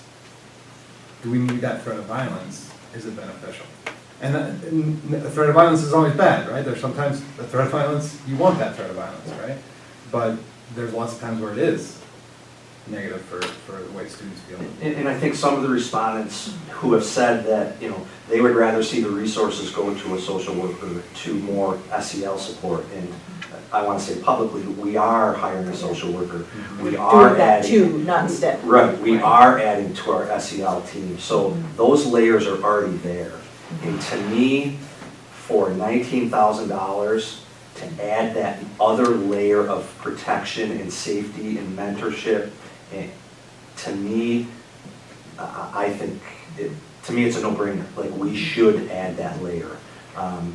You know, I understand all of the other viewpoints and the data, but to me, to go to bed at night and sleep, you know, since I've taken this position, I've always put the safety of our students first. You know, through the COVID protocols, I've listened to our experts, you know, and I'm listening to our experts now. You know, we're one of only 2 schools in Madison County that don't employ an SRO. And when I talk to my colleagues who are superintendents, they're like, they're worth their weight in gold. Like, there's... And we're the only school, other than the School for Deaf within our BOCES, that doesn't have one. That's correct. Is that right? That's correct. Yeah, no, I think to Corey's point, I think I agree with the need for an open forum with them present. Because the other piece, and this is where some of the data comes from, is that there are people with very different life experiences who are not going to feel safe with an SRO, and they need a space and an opportunity to be able to ask those questions.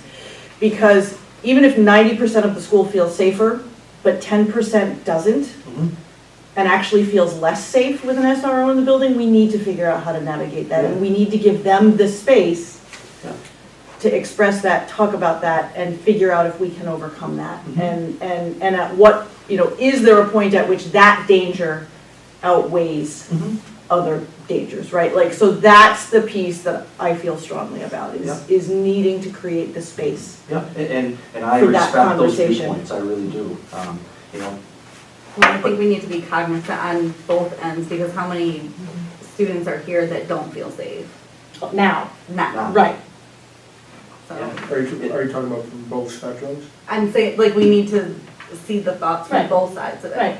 Like, Yeah. and Now- give them both an opportunity to speak on that. Corey and Ellen and anyone else, like, personally, I would love to have this start of the school year, but it sounds like if some of you were to be in favor of this, you want, to be fair, it's reasonable things to ask, a lot of planning to go into it. So in your minds, what would be a reasonably expected time frame if if you were to be personally in favor of it, after gathering all this information, what timeline in the school year are you thinking that you could see that coming to fruition? I guess I'm trying to leave my personal feelings out of this, because I think my job is to represent what people in the community. Yeah, I've been doing that So for 2 years, I hear what you. I'm more interested in is, does the community want this? Is it Okay. something the community wants and can benefit from? And can we get, I mean, we've seen one side of this issue so far from some experts, and I think there's probably another side of the issue, and I'd like to see some other experts weigh in on that side as well.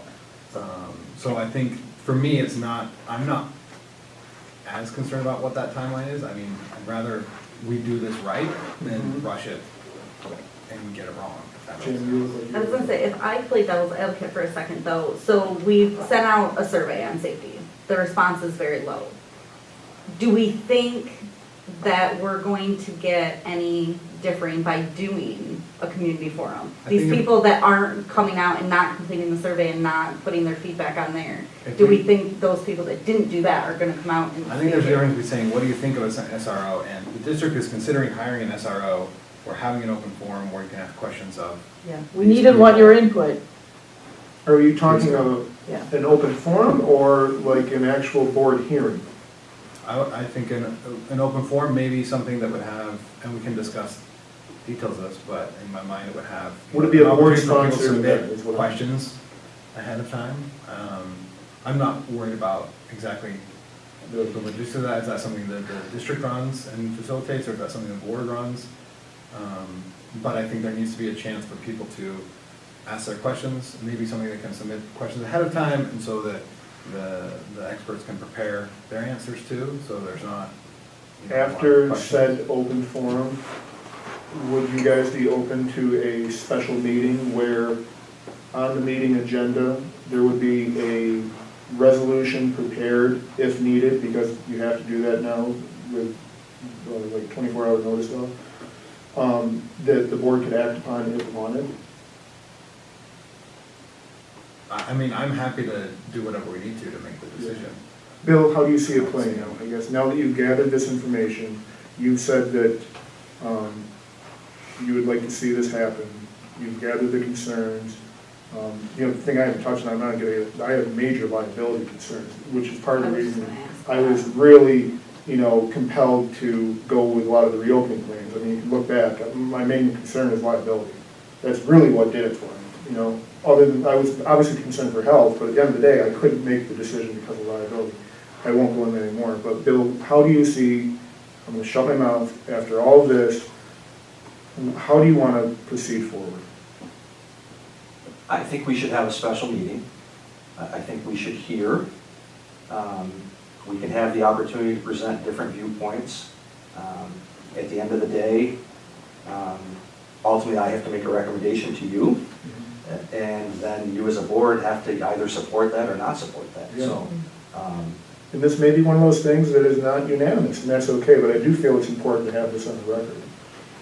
And just to clarify, when I say I'd like to hear from experts on both sides, I don't want it to be a debate where they're together. and that's my only Don't pause, want is that I think it could turn, this is a topic that could turn into a debate very quickly. Very easily. I want to hear people's viewpoints, but I don't want it to be a back and So- forth Yeah. between different experts trying to argue with each other. So if those are two separate meetings, if it's first half hour, second half hour, whatever, It probably should be a board meeting then, some kind of board function where the presiding officer would have the authority to have control over the meeting. yeah. Public I'll hearing, I'll is that defer what that you on is? the best Yeah, I think protocol that, for and several years ago, we had something in the auditorium Yeah. with the police here. What was that, That was how was that run? That was an open forum, correct me if I'm wrong, Deb, This district, for the district's response to okay, the incident with the gun was in the school. on the grounds. And I'll say from the outside, On the ground, sorry. On the grounds, On the not in the grounds, school. on campus. Right, from the outside looking, that was a hot mess. So the meeting was? I thought so. I think if it can be a board hearing or a, Can we figure out what it Yep. needs to be? sure. I'm Or sorry, like, I'm also right now happy to we're- say Bill can figure out what Yeah, it that's needs what I to be mean, and tell like, us. Yeah, so we're taking that off. Right now, we're going into nitpicky, and we need to just figure out what it needs to be. We all agree we need to have something with the public, What? How? and it needs to happen in the next month. Well, that we yeah, can the how continue is things on. part of our discretion, Ellen, because we I are know. board members, and I'm talking about a board hearing. Oh. But, yes. Maybe. So Yep. let's let Bill figure out and let us know, and if we're good with it, we'll continue on. Can I get Ellen and Corey's feelings of like, we want to make sure we don't rush this and do it right, but then I'm thinking, like, there's this other part of me too, is really initiating something like this or a new person after the school year starts. Is that in the best interest of our students as well? I think it depends on how the person is introduced. You can introduce them in December, you can introduce them in November. Like, I think it's how we as a school introduce them. And I don't think rushing it to have it September 2nd or whatever is any different than having October 2nd. If you know, you have a couple of forum things, what are they? Everybody goes to the auditorium, you have a couple presentations, you introduce, and the person walks around and just starts doing their thing. I mean, I think the exact day and time doesn't change. It's gonna be different, and we still need to introduce the way we present it. So, would it be great to start the first day of school? Maybe. Will it be awful if we start the first day of October, the first day of December? Probably not, right? Like again, I think we're splitting hairs, and if we need to do the steps so that Well, and if we do move forward with the position, there's that interview process. Mm-hmm. You know, we'll have to screen applicants and go through that process, so that will take some time. Right. You know, and I just want to clarify, for me, when I said it's a no-brainer for me, like, and I didn't mean to disrespect anybody who has different opinions. To me, you know, the seat I sit in, student safety and students come first. And I am going to do everything in my power to protect our students, our faculty and staff. And when I look at a $19,000 investment into an SRO, to me, that return on the investment is very clear.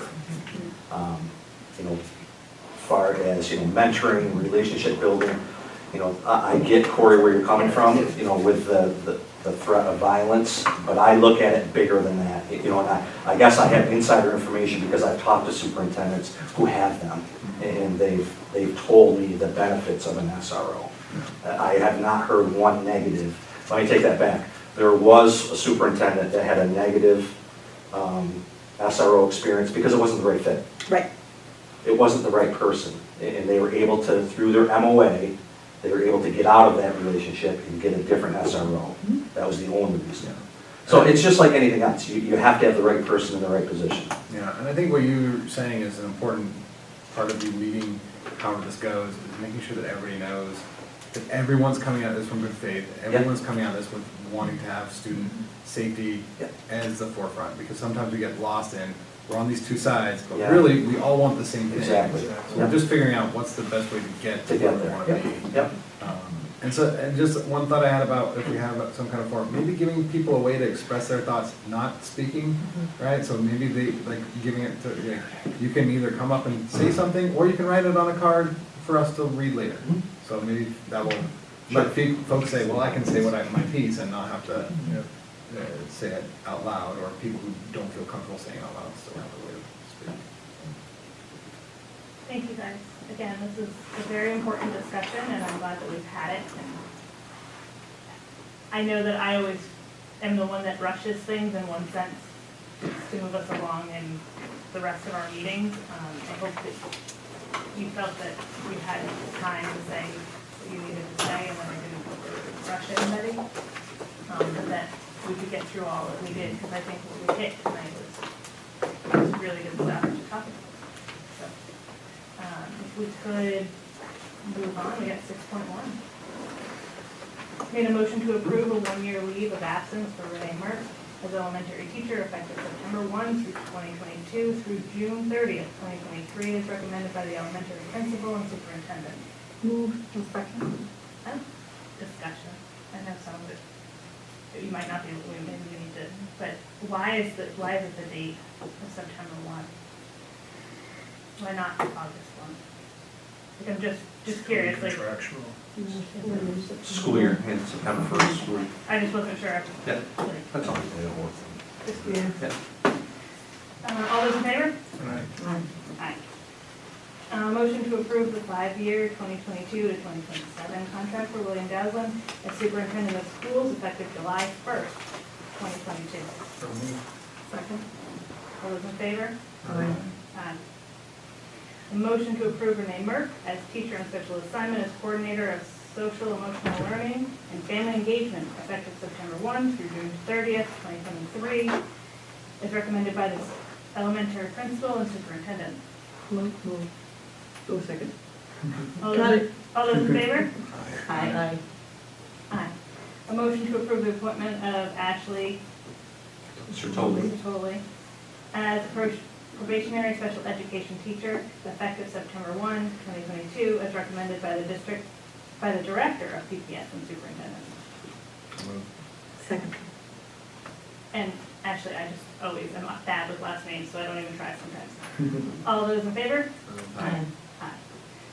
A motion to approve the appointment of Denise Whalen as probationary elementary art teacher effective September 1, 2022, as recommended by the elementary principal and superintendent. Second. All those in favor? Aye. Aye. Motion to approve the appointment of Kevin Ellis and Michelle.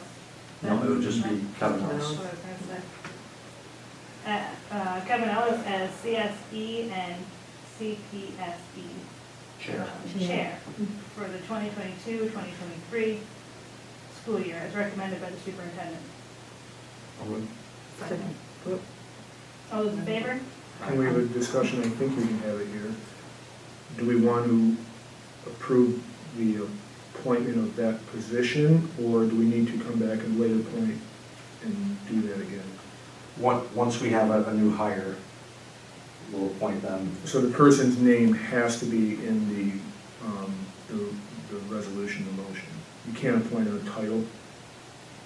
I guess you could appoint the school What do you want to psychologist do? as. Just leave it Let's as just is? leave it as Because is. we have to approve their hiring. Yeah, we'll approve the hiring and then approve them as the co-chair at that time.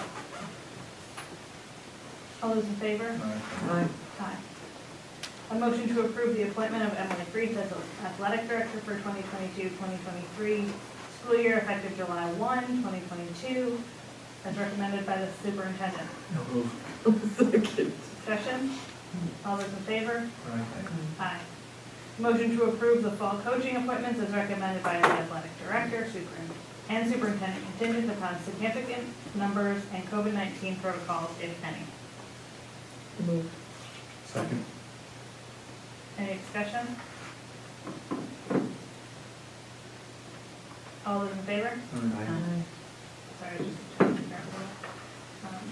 Motion to approve the following part-time positions for 2022-2023 school year. Since the staff members will continue to be employed in a part-time capacity, they require annual appointments. Second? Any discussion? I have been told I do not need to abstain, but I do want to acknowledge that one of those names is a family member. And one of these names is using federal COVID funds, is that right? Are these all from our budget? Yes, or- no, one of them is COVID. Yep, COVID relief funds. Okay. All those in favor? Aye. A motion to approve Cassandra Britton as substitute cleaner effective July 1, 2022, as recommended by the Director of Facilities and Superintendent. Move. Go Discussion? second. All those in favor? Aye. All right. Discussion on, There's a resignation that we need to do. Did we do that and I but I'm still in personnel. forgotten? Then we added. I haven't gotten to that yet. Okay, We're still on B. We're still on B. Resignations, gonna be C. It's the Matt. Got it. It's the Matt Riley piece. oh, okay, Yep. Okay. So discussion first. got it. If there needs to be discussion. And then, or I guess, yeah, just, we'll make it a discussion and then if we want, we can move to a motion. I I'm gonna have to say, you introduce it. Yes. Does that make sense? Yes. So, as one of the board goals for next year, that we will be talking about on Saturday in our board retreat, is the critical analysis of our secondary master schedule. And we have notified the faculty and staff, we have notified the administrative team that that's going to be a goal to be looked at and to be analyzed.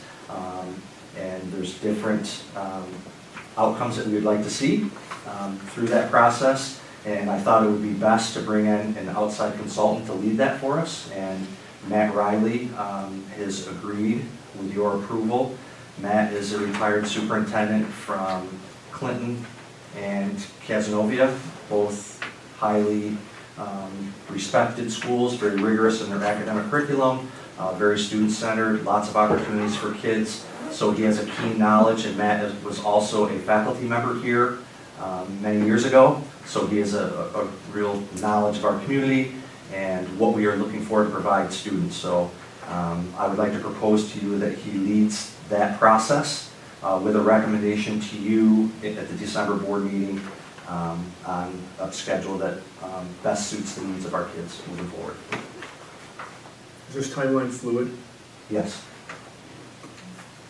Who is our, do we have an existing scheduling committee? We have, so I've solicited membership on that committee for this committee. Okay. So we have. Who's represented on that? So we have secondary faculty, we have elementary faculty, we have teacher aides, we have aides across the entire district. Okay. Principals? Principals, guidance counselors, we will have parent and student input Okay. on that as well. Great. Yeah.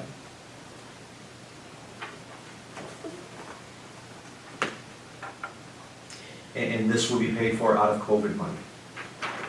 And there will be somebody within that that is thinking about the BOCES impacts and those sorts of The things. entire picture, yeah. The entire delivery of instruction to our secondary students. Great. This is a bargain. Yeah, it is. Yeah. So. I was gonna say I wouldn't do this much work for that money, but then I guess we're doing this free, so. That's right. We win. That wasn't in the reorg. Shall I state my motion? Yes. Yes, Alright. please. I need a motion to appoint, I need a motion to approve the appointment of Matthew Riley as a professional consultant regarding the secondary master schedule analysis effective August 1st through December 2022, as recommended by the superintendent. I'll move. Second. We had discussion, but is there any more? All those in favor? Aye. Aye. Aye. Now, move on to resignation. I need a resignation, I need a motion to accept the resignation of Michelle Spencer effective July 14th, 2022, as recommended by the Director of PPS and the Superintendent. Discussion would be an executive session. Could you just add CSE co-chair with that too, please? Oh, we didn't, oh, yes. We didn't. We did. Well, we need, that's what she was appointed as. So we need to amend it. Yeah, so we'll just leave that. So motion to amend. I need a The school motion. psychologist and CSE co-chair. So she's resigning as school psychologist and. And CSE And coaches. CSE. So we need to make a motion to amend. I need a That motion. and then- Can we just reread the motion? I know, Sure. she's not, yeah. I need a motion to accept the resignation of Michelle Spencer as school psychologist and CSE co-chair effective Mhm. July 14th, 2022, as recommended by the Director of PPS and Superintendent. Just make sure the same people move it and second it. So, Oh, sorry. I moved. I second. Now we're good. All those in favor? Got rattled there. Aye. I know, we pushed you there. We pushed you outside of the comfort zone there. You, I need a motion to approve the recommendations of the CSE, CPSE. Move. Second. Discussion would be an executive session. All those in favor? Aye. Need a motion to approve the mileage reimbursement rate to 62.5 cents per mile. I think that's the highest I've seen ever. This coincides with the IRS press release. I'll move. I'll second. I already discussed it, sorry. All those in favor? Aye. Strategic plan discussion. Yes. So I asked for this to be added. My notes preparing for Saturday. I'm good. So I'm just wondering, I mean, obviously a lot's taken place. It was like this huge plan before. We had outside consulting, you know, many of us were part of that. So I'm just wondering, like, is there a plan in place to refresh that? Are we going to do that internally or, or are we just like abandoning the whole process and just integrating it all into like our annual goals and things like that? So I just kind of wanted to have that discussion. Yeah, well, so I was on the committee second. I was too, so yeah. Oh, yeah, that's right. So it's January 2019, it's a 5-year plan. And if you remember, a lot of the goals were set as, by this time, we'll get, it's based on having surveys that like will increase based on the surveys we had before. So I think the next step is we really do need to start thinking about how to survey how much we've done on these things. The 2019 is an interim update. 2023 is actually, Oh. Yeah. Is actually That's the end. Yeah. Right. That did seem soon, so. Yeah. Okay, Mhm. then we need to, I mean, we need to first see how we've done on this plan and then use it as our. Are we entering the 5th year or the 4th year of the 5-year? 2023 is the 5th year. Right. So we're going Into the into. final year. Into the final year? So starting in 2023 will be the final year. So we should have one of our goals, Right. analyzing how we've done this strategic plan and Yeah. thinking about how to go about making it next.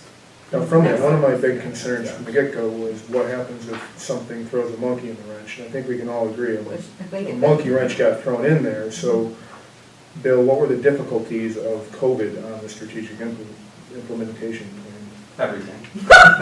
Yeah. To be quite honest, I mean, anything. with COVID and with, you know, remote learning, hybrid learning, I would say everything within that strategic plan was affected. Yeah, I think my request, and I think we can, again, talk about this more on Saturday with goal setting, is, my request was to reassess where we are with this plan, reassess whether it still meets our needs, and then talk about what our intentions are.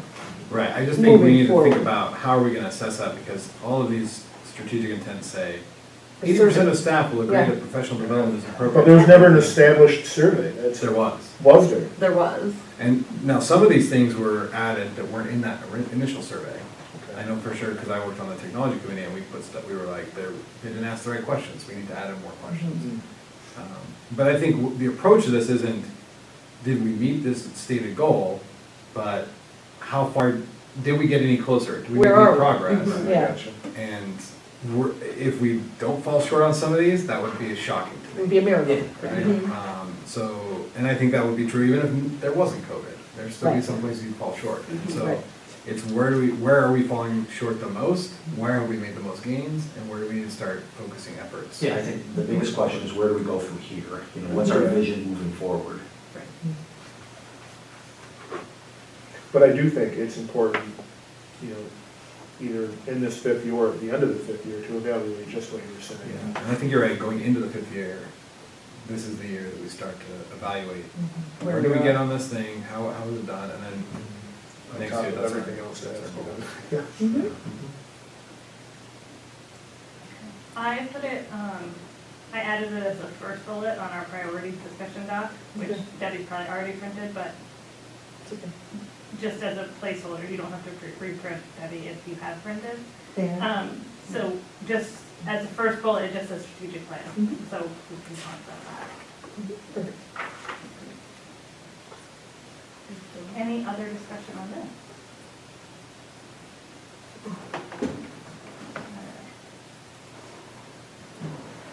And it's a discussion. The district emergency response plan for 2022-2023 school year needs to be reviewed and discussed. It will be on the August DOE agenda for action. Bill? So we have to meet our state law obligation to have that posted for review, so it's on our website. That's our template emergency response plan. In September, we will do our specific internal emergency response, where we have specific names, our specific protocols that are confidential internally. So that's what that is. It's posted now for review. So this is the public version. Correct.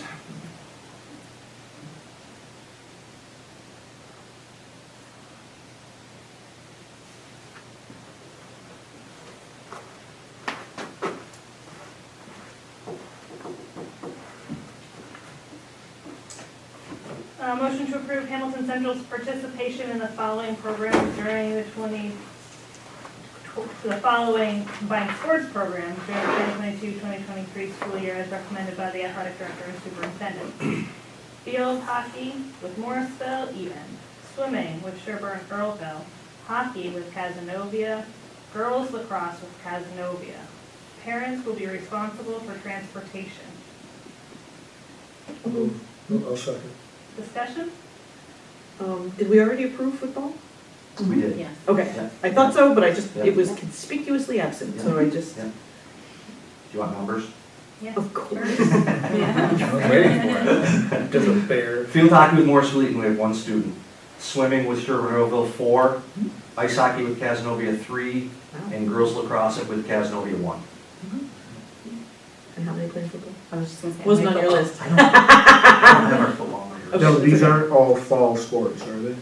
No. No. No. That's great. Yep. It's Thank nice you we can all to help the- each other out. Yeah, I was gonna say thanks to the other schools and, all those in favor? All right. All right. Superintendent update. Yeah, the only update I would like to give you is our capital project update. They painted what today? As you can see, traveling through the building, we are. They're working. Oh we are my working. gosh. Yeah, yep. Do we have our doors I there? was just looking. We have some doors. We do have doors, all right. Yeah, not all of our wooden doors are here though, Uh, so, but other doors are in. We got enough to do. So as you can see, we are 100% with the added locker room abatement and demolition. They are now building blocks and starting partition and putting in all the infrastructure in the locker room. So the overall, Do pardon? we have, and if we don't, can we do like a once a week photo of the progress? Sure.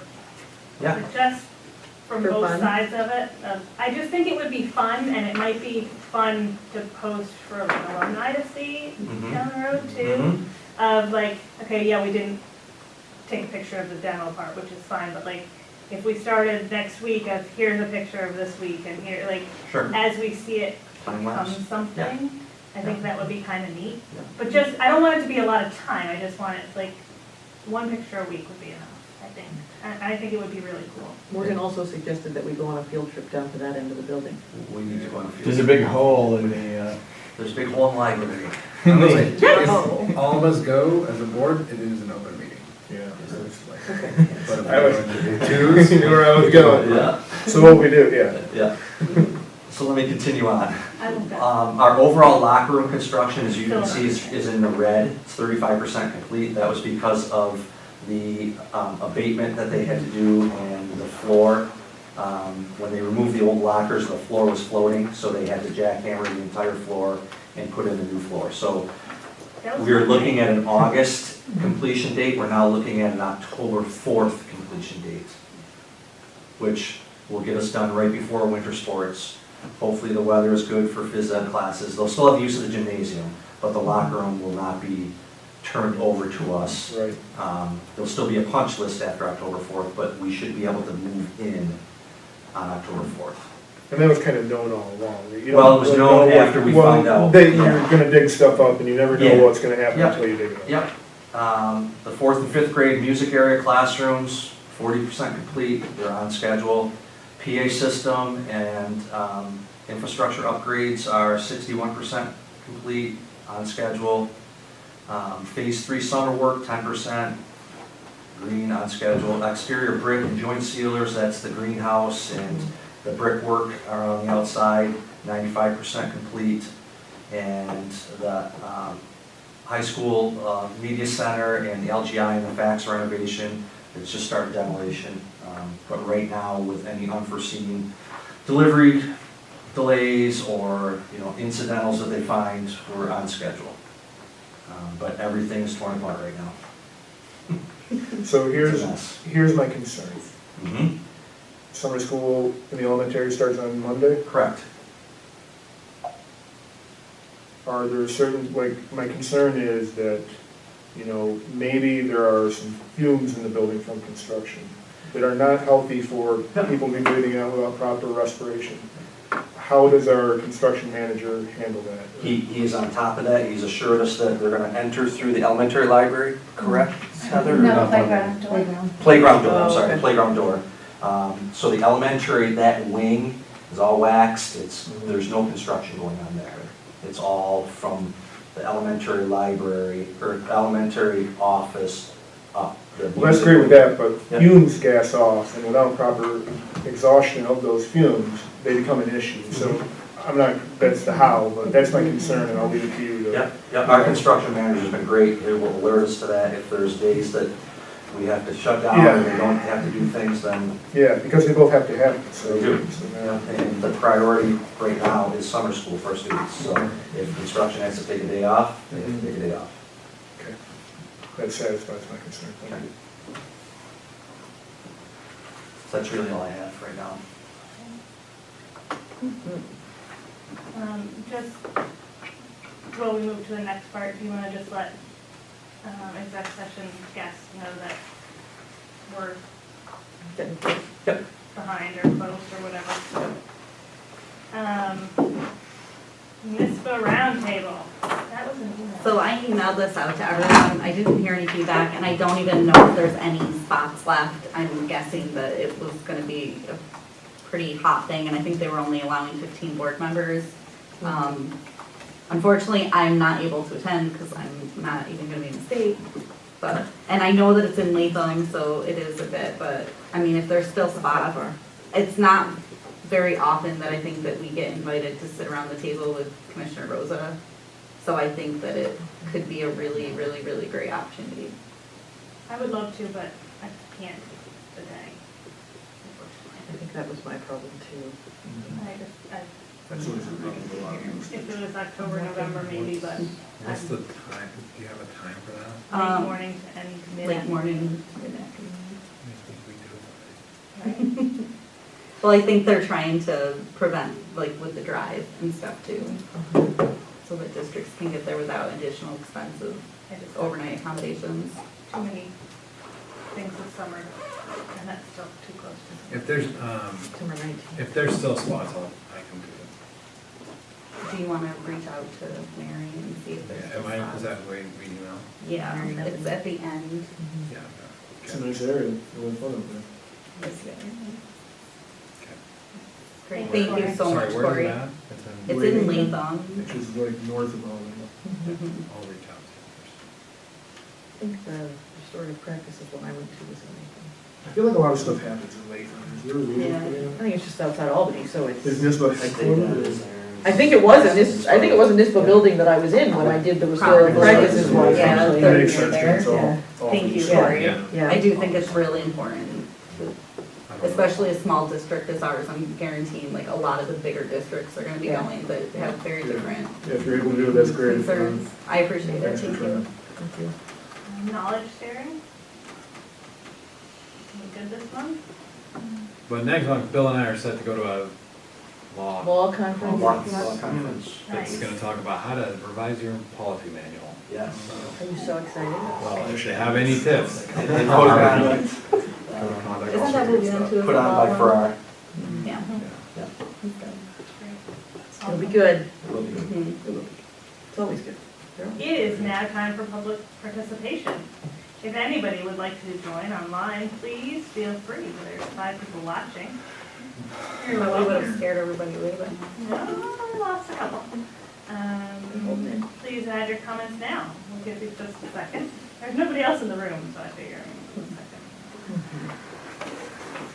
There will be no motions after executive session, but there will be executive session tonight.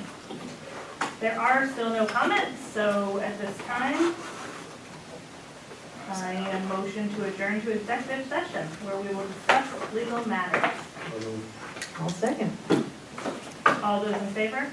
Aye. Aye. Thank you, everybody. Have a great night. Thank you. Run away.